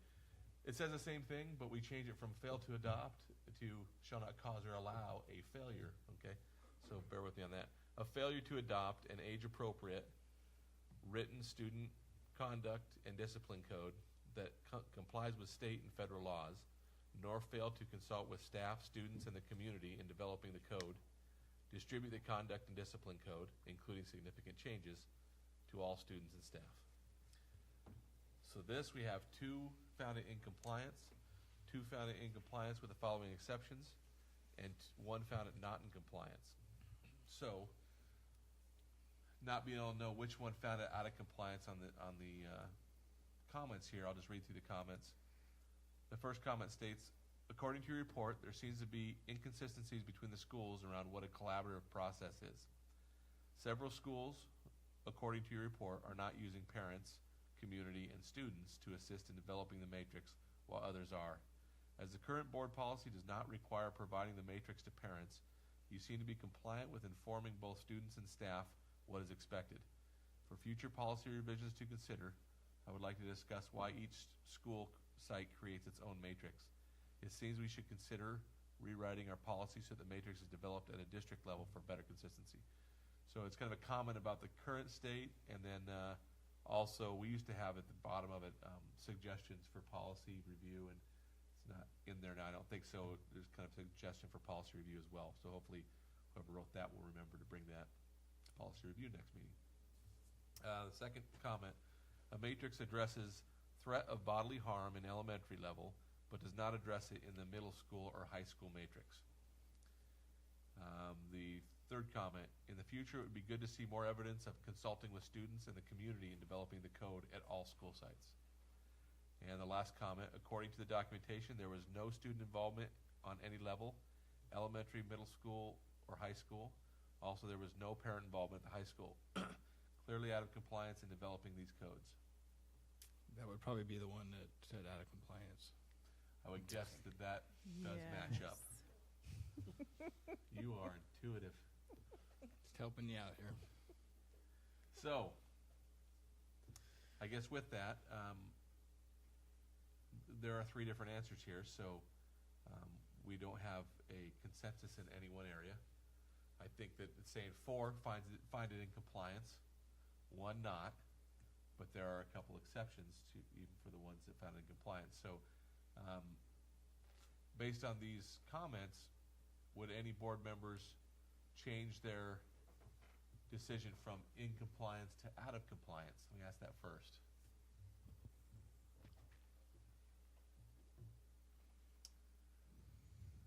No? Okay. So then, in compliance with the following exceptions, does the board feel that there should be comments for exceptions?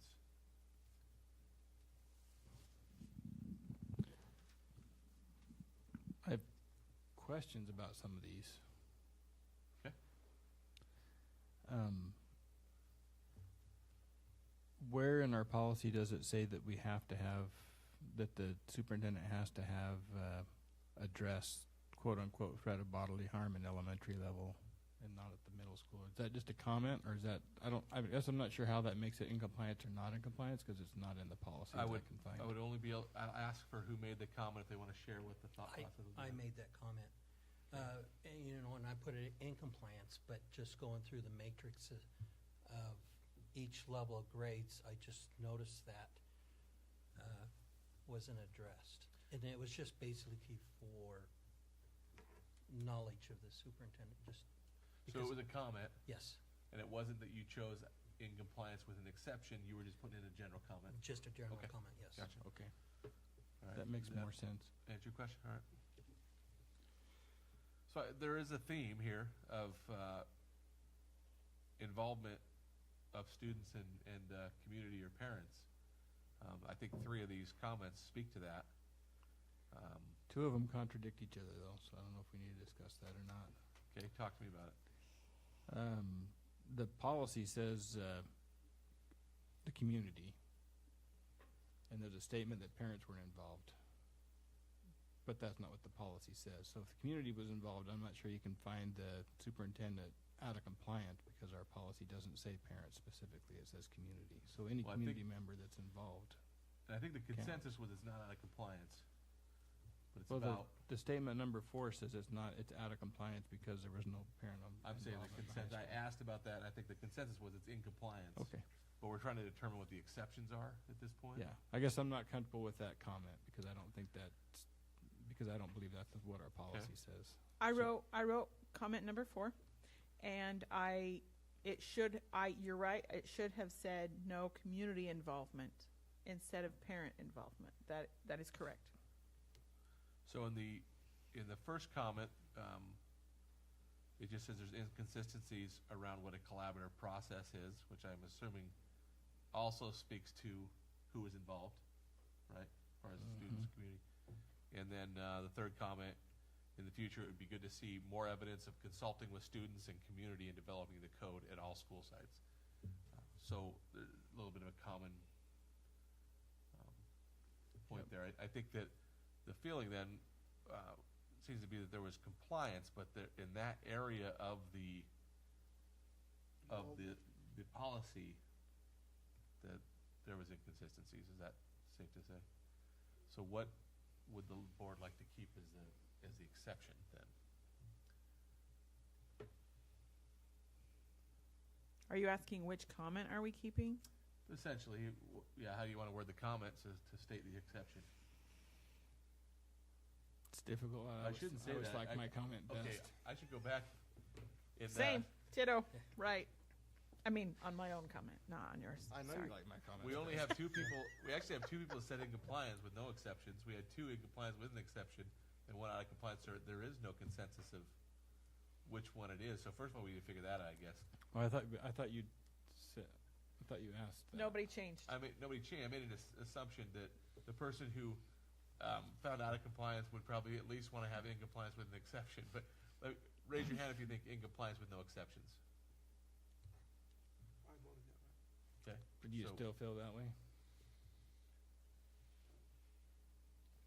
Yeah, I don't feel,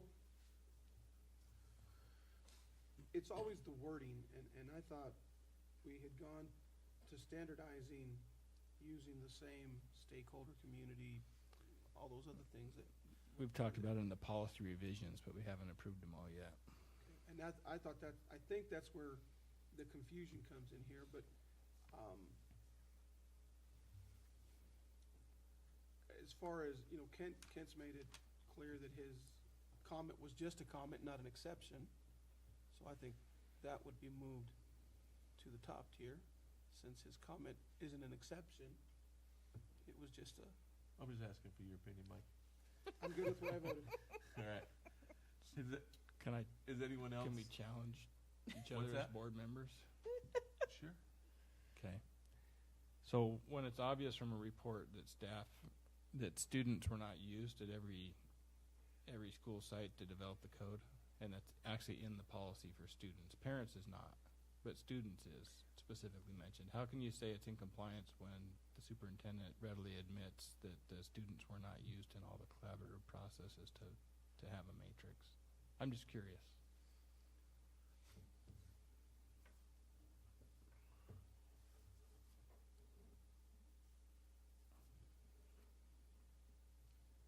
I guess I failed to see the exact, where there was no students involved.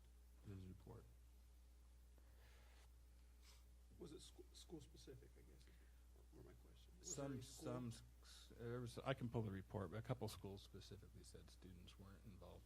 Okay, that was an omission on my part then. I didn't read a specific school.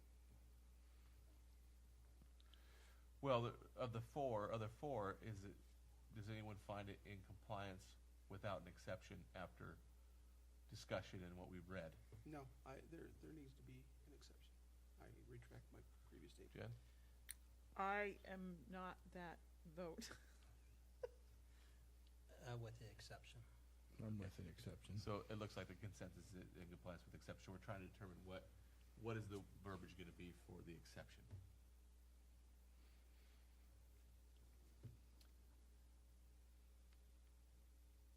So you're saying which comment are we going to use, or what, or are we hybridizing these comments into one? Is that what you're asking? Yeah, essentially the board has to decide what Okay. the exception is going to be, so it's very concise. Probably. I guess I'm not comfortable in saying that there was no student involvement at any level, because my recollection of the report was there was some student involvement in some of the schools. But that's my recollection, and I don't have that report right next to me. So I guess I'm not comfortable with that statement unless somebody can show me where it specifically for sure shows that there was no student involvement at any school. Because I want our comments to be factual. I wrote down that the specific comment in the monitoring document said that I wrote parents, but it could have said community members, and I interpreted it as parents, included at elementary, middle school. I get. I'm talking about the student part. Right. The top part. Not at the high school either, but there was no student involvement at any school. There was no comment in the monitoring document that students were involved in any of those schools. Not a single school used students as part of their, when most of them referenced community or parent, I'm not positive. None of them referenced having student input. When they specifically referenced whether they had parent or I community. just want to pull it up so I can read it, look at it again real quick just to make sure. I'm okay with it. That's true. And maybe if Chris remembers, you can tell us, but because we're monitoring you. Let me see if I can find it here. I think Pete has. Provide some commentary from a discussion I had with a few administrators today. I know that we can state accurately that at Hiawatha and at Scootney that students were involved in the process. There was a way that they communicated out the matrix and how that is going to be presented to students. That did happen last school year. What I think we failed to capture in the report was sort of the loss in institutional knowledge because of the transition we had in staffing. So we weren't able to capture what was the process at Luticaga, what happened at Wahidas. We had a new assistant principal at the high school, a similar activity at MMS. So I can confirm certainly that it happened at least 2 of the sites, and my belief is that it had occurred at others, but we weren't able to capture that absent those folks. I would make an additional comment about the matrix piece in one of the comments that the matrix is consistent K-5. The buildings do use the same matrix. It's not developed independently at each of those sites. So the question, though, is, in the report, was there any evidence that students were involved, right? Is that kind of what the question was here, Tony? Yeah, and I think it's it was presented to the students, because OHS doesn't say anything, it doesn't really address how they even got the code now that I'm reading it again. It just says they presented it to the school action team, staff, and students, which when I first read that, I interpreted that to mean that they discussed it with them and talked about their comments, but I guess it could have been interpreted that they figured out the code and said, here it is. Because a separate statement was that the advisory teachers review the handbook with discipline matrix with students. So I guess it's the way you read it. I read it to say that they presented, the discipline action team presented it to all these folks and asked for input and stuff before they did the final, but that's not exactly what that says. I can see how it could be interpreted the other way. You know, follow what I'm saying? Yeah. And I guess, you know, we've run into this in the past. This is the document that the board has to go by when determining compliance or direct inspection. And so, you know, Pete's mentioned that there was some student collaboration. Unfortunately, it wasn't in the report. Yeah, I guess I still feel like that it doesn't say there wasn't either. It doesn't specifically say there was, but it also doesn't say there wasn't, because the OHS one doesn't really say how they came up with the matrix in their report. So you're making an assumption that students weren't involved when it doesn't say they weren't. And a blank report would say nothing, and we could just extrapolate what it means too. For sure. Very true. It does say, it does, what it reads though is the discipline action team revised the matrix and presented to the student action team. So I have a great suggestion, I think. There's just a general comment that says in the future it would be good to see more evidence of consulting with students and community in developing the code at all school sites. That might cover it without getting real specific or getting into semantics. I agree on that one. I was just looking at that, and I agree on that one. I don't Because know that's who what's wrote at that, question here, is the evidence presented, so. Who wrote it? You know who wrote that.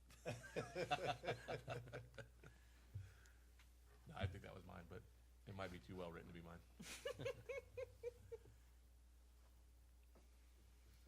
I guess.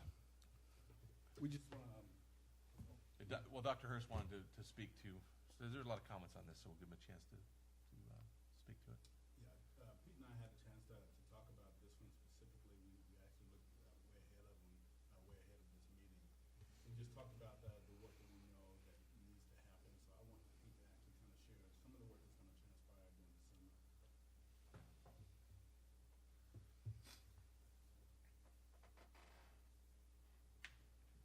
Actually, before I touch on some of the summer activities, I'll describe an activity that occurred today between the 4 elementary site administrators and McFarland Middle School. There's been some energy around a discipline committee at the middle school and what their practices are going to be moving forward. They partnered with some of the more specific structures that happen at the elementary schools related to PBIS and some of the social emotional learning components that our elementary schools are a couple years ahead of where McFarland is at. One of the other pieces that we're going to tackle this summer is related to the early warning signs, early warning structures that we want to put in place to identify students who are struggling, not only academically, but around these social emotional issues. And I think it ties in a timely way to the presentation you heard today around student safety and EL 15. How can we identify and support and engage those students in a different way so that they are safer and feel more connected to the school environment? So lots of work underway that I think perhaps wasn't represented in response to the specific report, but as Dr. Hurst and I spoke about our own inspection of the system, perhaps a more accurate way to capture what's really happening out there in this system. And I think I would just like to add, one of the things we spoke about is just the conversation around how we want to do business and making sure that we have stakeholders involved in conversations. So really just looking at all of our processes and looking at who we're bringing to the table. You know, as I looked at the comments specifically, I thought the first comment really said it quite well about making sure that we involve everyone. And it's because this is how we want to do business here. And it's not just this particular EL, but it's really all of our processes. So that's going to be part of our work also, that we're looking at the processes and really aligning to EL4. And that word consistency came up, so that's really important for us also as a district. So we want to make sure that our processes are consistent across the district. So we just wanted to communicate that to the board. That's part of our work. Okay. Thanks, Pete. And I appreciate that, Dr. Hurst, because one thing I need to make sure I'm doing as a president is asking, when do you expect to be in compliance or have taken care of the exceptions? And you were able to answer that for us tonight, so it's not something we have to look to the future for. Okay, so everyone's good with that comment then, right? Comment 3? Yes. All right, we'll move on to question 2. Again, one thing we want to look at, Dr. Hurst, is that I think there might be several of the Survey Monkeys that have the old language, and it's really just minor changes in the wording. But now there's going to, of course, be a total revamp of Survey Monkeys based on our new policies that we've redone. Anyways, it should probably state a failure to fairly, equitably, and consistently enforce the code. All 5 found in compliance with this, and there's a comment. It is nearly impossible to ensure consistency between school sites under the current policy. I believe you are in compliance as the policy is written. Probably another statement about maybe writing the policy a little differently to be more clear with that. But do we want to keep that comment, or is that just something that person wants to make sure they note for policy review?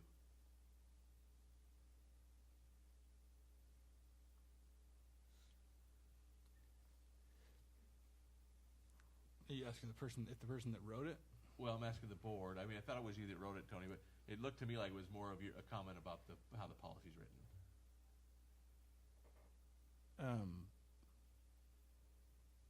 I just assumed the first sentence was still in there, but not the second sentence. But whatever the board's consensus is.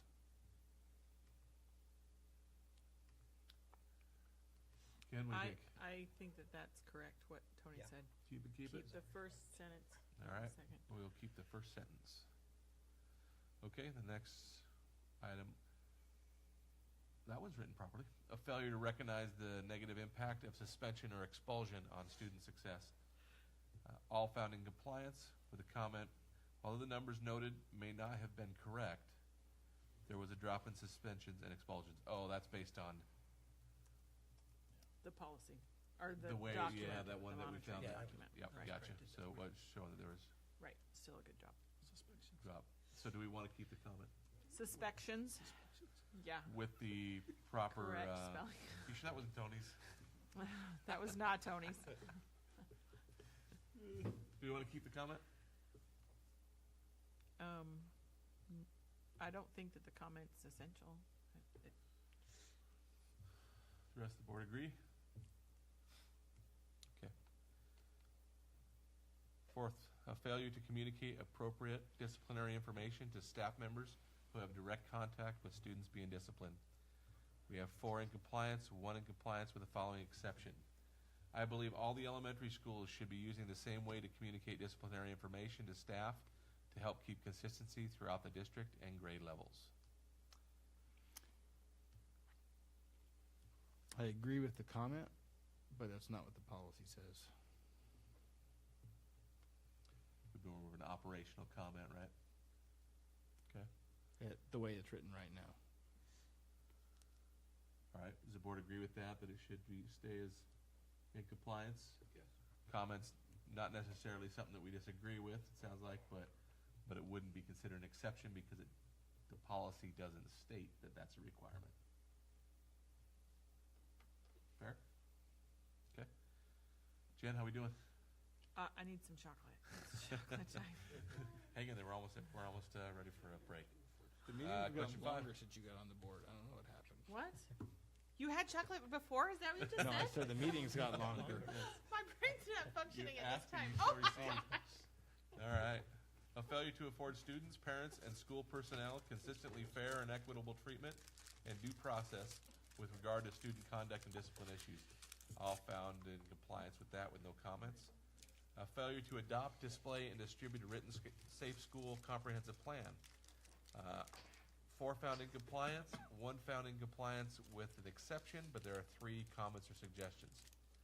First one, is a question. How are parents made aware of the safety plan? Are there clear expectations set for what parents should expect in the event of an emergency situation? I'll let Dr. Hurst speak to that in a minute. Although the plan has been published to and made available to staff through Team Drive, it should be reviewed by all staff and employees so they can be more prepared if a situation may occur. Sounds like a operational suggestion, kind of like the previous one we talked about. And then please provide a copy of the Safe School Comprehensive Plan. Now that was just my comment. You had said in there, it can be provided if need be. My suggestion would just be provide it. You can never give us too much information, right? Got it. It just is going to add to the 128-page document anyway. So. Remember, you're reading the written part that is most important. After that, it's just the proof. Yes. You don't have to read every word of it, Jen. I've been there where you're at, and it's exhausting. I can speak to a couple of them. Well, I'm trying to determine which one was the out of compliance. What was the exception? I'm trying to determine from those other two. Anyone tell me? I wrote the second one. Was that you considered an exception? Yes, that was the exception. Okay. So do you feel that was maybe more operational than an exception to the policy? I feel that's more operational, and it's like my first one. It's kind of a statement. Gotcha. How I personally feel. Okay. Yeah. So it sounds like then, would you say it's in compliance without an exception now? So yes. the board all feels it's in compliance. Does the board feel any of the comments should be kept? Are you going to ask Dr. Hurst to give us a... I am, but I'm first asking if the board feels any comments. Not after it's answered. I won't need the comments in there anymore. All right. So no? All right, Dr. Hurst, you feel free to respond to the questions. Absolutely. So Greg and I sat down and spoke about each one of these also. We will be providing the Safe School Comprehensive Plan to all of the board members. And we realized also that this is an area that we have to work on, just being very honest with the board. We realized that we just need to do a better job in communicating with parents and community. So that's part of our work.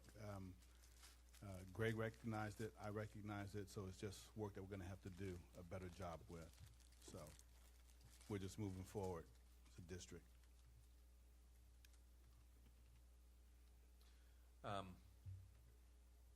I would say that as a board, and in the way this is written, it is really general about adopt, display, and distribute. We don't say who distribute it to. So another thought when we bring this up for policy review, if we think that's important. Tony, please put that in your notes because you're great about those policy things. Okay. So we'll move on to EL 15 Survey Monkey, or 19 Survey Monkey, sorry. Essentially, this one's talking to mandatory policies that are required by law, and it says the superintendent shall not cause or allow a failure to create and implement policies as required by local, state, and federal legislation. This was found to be in compliance by all 5 board members. A failure to ensure these policies will be called district operating policies to distinguish them from the board's governance policies. All 5 found in compliance. A failure to present proposed changes to these policies to the board for review and approval before implementation. All 5 found in compliance. A failure to ensure that policies are updated according to the current RCW and WAC law, and that operational policies do not conflict with board governance policies. 4 found in compliance, 1 found in compliance with the following exception. This is a major undertaking as we have so many district operating policies. I believe you have made progress, but are not in compliance in this area. I'd like to apologize, Mr. President. I meant to put it was out of compliance. Okay. Not with an exception. Is that based on your belief or based on evidence? It's based on, I don't think it would take me very long to find a DOP that conflicts with board governance policies. If you wanted me to change my vote, okay. I got a minute. Just 1 minute? Well, what did you mean by it won't take you very long? It's a challenge. I would just say that if you're going to find out compliance, you should probably have some good evidence of it. I'm going to find it.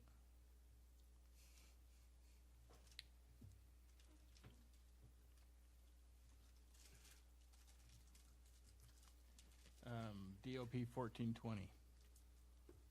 Okay.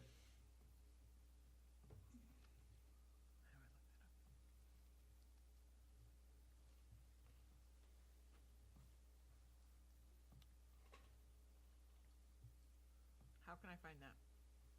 Just a search? Go to policies, district operating policies.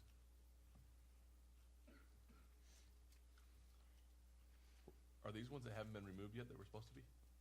They are. Huh? So under policies, I'm just getting, You have to click at the top and change it to district operating policies. oh, okay, there we go. Thank you. So, you have caused me to change my vote to DOP 1420? in compliance with the It's not following gonna- exception. DOP 1420. There's several, but I agree that there probably are several after I saw that, but I would also say there are a lot of policies, and so I always try to look at things as being, if there's 500 policies and 10 are wrong, is that an exception, or is that that's why I out of put the compliance? soothing comment in after I put it after had it out of compliance. I realize it's a big task, but I don't know how you can say it's in compliance when the policy says that operational policies don't conflict, and they do. I was under the understanding that you took care of all those when you went and met, and I see it wasn't completely followed Wow. through with. But I still say in compliance They were with actually an removed exception. in a board meeting, but they're not removed here. Right. Hmm. Which What do you think, Ken? Which the public would never know. Are you keeping your vote the same or changing it? I'll keep it the same. Jen? I think in compliance with the following exceptions. Mike? There's been an exception, obviously, presented, so we can do that. Hard to argue, right? So it sounds like consensus is in compliance with the following exception, and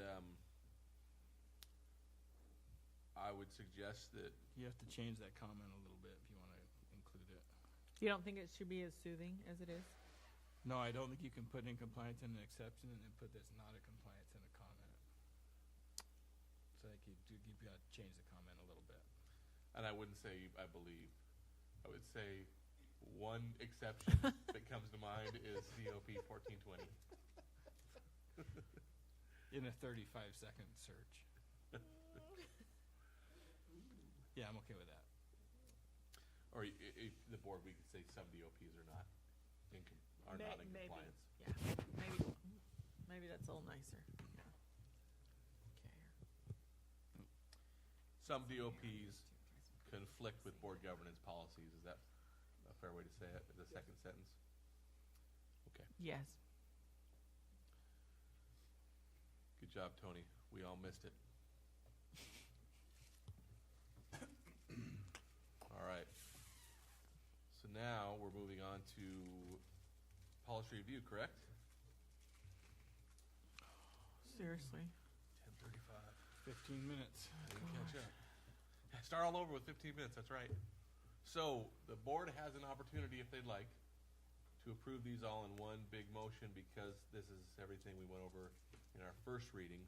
But if the board has found any grammatical misspellings, anything like that, we want to point them out. Okay, what You about know, your 8-9 can we thing that you start? wanted to redo 8-9? Oh, yeah, that's right. So, So 8 and 9, actually, I said, let's just separate them out back into two. They were combined, but I think that, It says first reading on them instead of final. they are first reading. Thanks for pointing that out, Jen. We need to take care of that first. what? Or second, either way. We have to separate those out from our approval because those are first readings. It- So, So they say final, but they're not final? no, it Is says that what first They you're reading. don't say final. Where? EL 8, EL 9. I know, I'm not seeing. It's up above. So, Oh, okay. so I would like to move that we approve all the final revision policies with the exception of EL 3, EL 12, EL 14, EL 15, EL 16, and EL 17. I have the list. I can EL give to 3, you later. 12, 14, 15, 16, 17. Correct. There's been a motion to approve all final revisions excluding EL 3, 12, 14, 15, 16, and 17 by Director Ashton. Is there a second? You're only approving those that say final, correct? Yes. Okay. Yes, you said With the except EL exception 3, of 12, 14. EL 3, EL 12, EL 14, EL 15, 16, and 17. So all the rest. Second. I thought it was easier than naming them the other way. Second by Director Garza. Any discussion? All in favor? Aye. Aye. Don't vote on this yet, Talia. And so now, let's go ahead and start with the final revisions. EL 3 final revision. Tony, Okay, if apparently you you'll had a question? Or? pull it up. I thought that, I just had a question before we approved this one. I thought that we had agreed as a board we were going to keep our policies consistent and say the superintendent shall not cause or allow. And Yes. If that is the case, then we need to rewrite this policy to be consistent. Should say, well, we can approve this, I think, as a final revision. I think we didn't want to approve them with all the red marks, right? But I would feel comfortable Yeah, but if with you the put motion. cause or allow, every one of those statements, 1 through 4, needs to be modified. Well, if you said the superintendent shall not cause or allow a failure to, There you go. then they'd all work still, right? Yes. Yep. Yep, I'm good with that. So the motion, Tony, did you make Do a you wanna- motion to I would change the verbiage? Personally, I would prefer we make the corrections and put them in the meeting again next time. Okay. So I can see them without, but whatever the board wants to do, it's just my personal. That's right. We don't. No, yeah, that needs to take place that way. I was thinking about this after the last board meeting. Do we need to make motions to approve board policies? Can we just by consensus approve first and second readings? I can make motions. Okay. But First readings, can we do it by consensus? our policy says, we have a policy that addresses it. It's one of our policies that talks about that. It basically, from memory, we have a BSR that says that when it's not an emergency, we'll do a first reading and then an approval, and when it's an emergency, we can skip it. But it doesn't say if we vote on it. It doesn't. I think you have to vote on it to approve the policy at the final reading. Maybe approving the first reading is just something that I remember we've I'm always just done curious as a 'cause board. the first reading ones I did last time, holy moly, were they a mess. There was like 5 different motions. It would've Yeah, been easier maybe, if it I was a don't know that you have consensus. to on a first reading. Okay, so we would like to leave EL 3 in policy review for next board meeting with the corrections. Okay. EL 12 we'll move on to now. Okay. Same thing. EL 12. Nope, it's no. not. Cause or allow. My note is to read section 1. Should be by the board in an accurate. There you go. In an accurate, understandable fashion.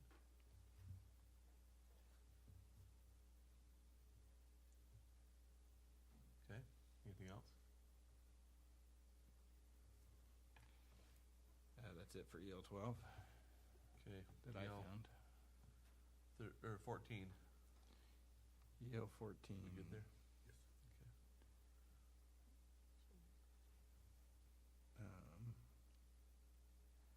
Section 1, grammar. So I have to read it again to find out where it was, but there's something misspelled or something in there.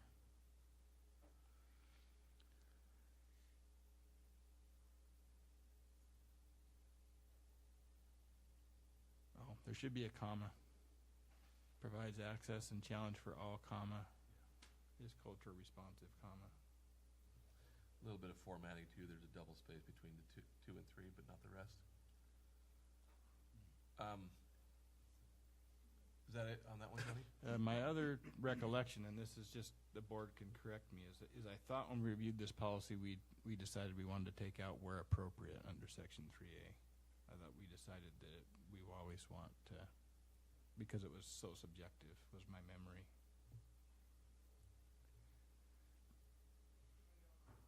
To remove where appropriate. I think so, yeah. It's always appropriate, right? because my memory of the discussion was is the superintendent could basically, you might as well not have it in there because he could always say it wasn't appropriate under my purview.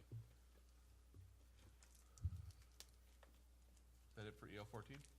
Yes. Okay. EL 15.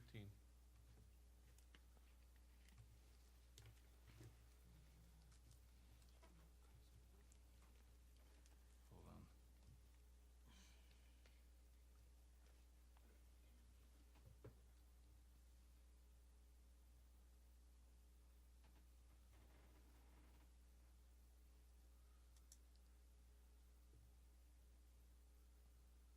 I actually don't think all those commas should be in the first one.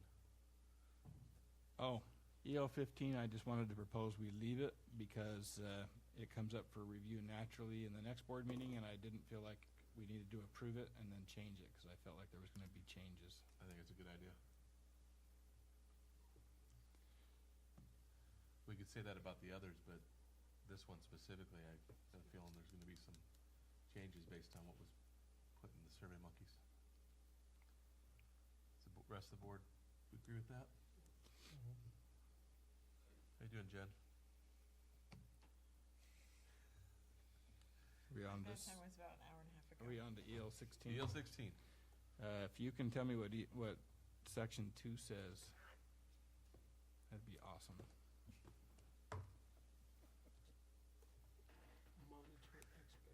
Yeah, and monitor is not supposed to be in there. A failure to establish written expectations for use of technology by staff and students. Even putting that space in there doesn't make it make sense. So I just So, and monitor shouldn't be there.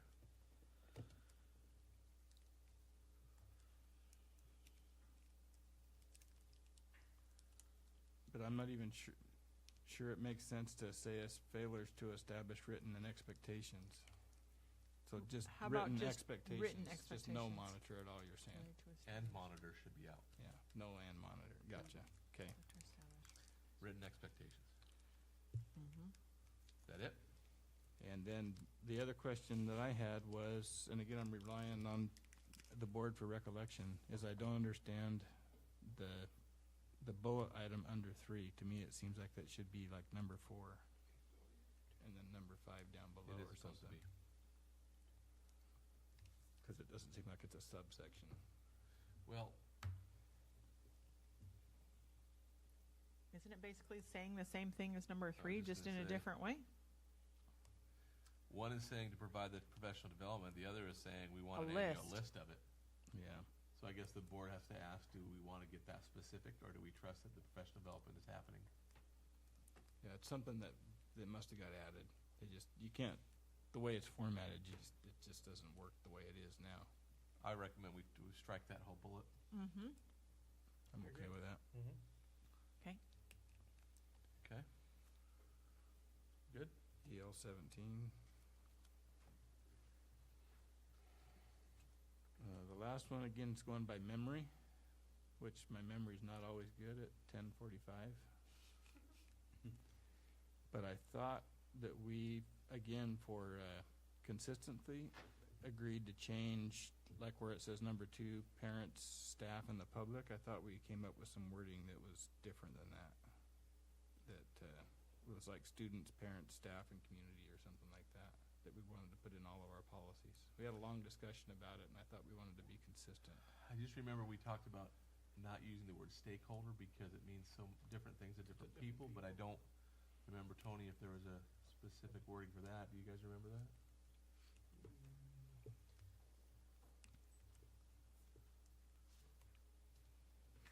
If there wasn't, I I don't just disagree. I just don't know what. I just think we need to be consistent among all of our policies, whatever we're going to use. Because there's several policies that have similar language to that, but it's not the same. Rather than have to go through and say, well, this one says parent specifically, this one says community, this one says, I just think it should be the same. What do you want to do with this one tonight? Research the others. We could research the others, sure. That we all just barely changed? So again, we'll just leave it in there. Based on reading those, I want to go back to EL3. Maybe we should do it the way you were saying, Tony, since we're going to have it changed for the next one. Since they all say shall not cause or allow and then the bullet items all start with a failure to. We probably That's should what say I was failure to getting at. ensure. I knew that you were getting at. But now I look at the other ones, they all do it that way, so we should be consistent. So on EL3, you get that? Okay. All right, so we're going to leave those 6 in there for the next meeting. And then we have just the 2 first readings, and that's EL 8 and 9. So what I did on this, Tony, to bring you up to speed, I listened to the meeting. Okay. I'm up to speed. I knew you would be. I'm fine with it. It's really hard to read it this way.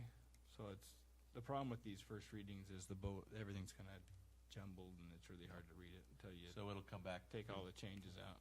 Final reading with no red next time, and Hopefully there won't be any formatting errors. so is that the consensus for both EL 8 and 9? Yes.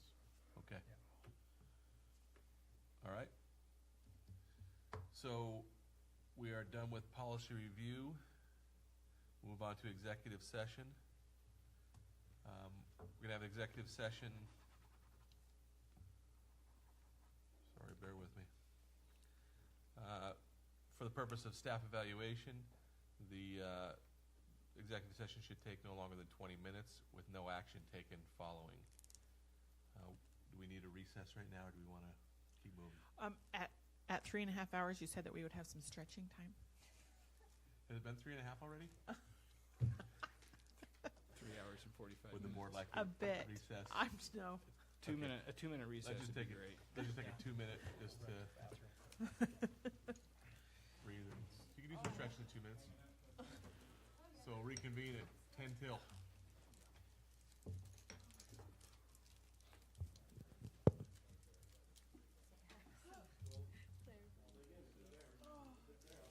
You telling me that I wasn't crystal clear?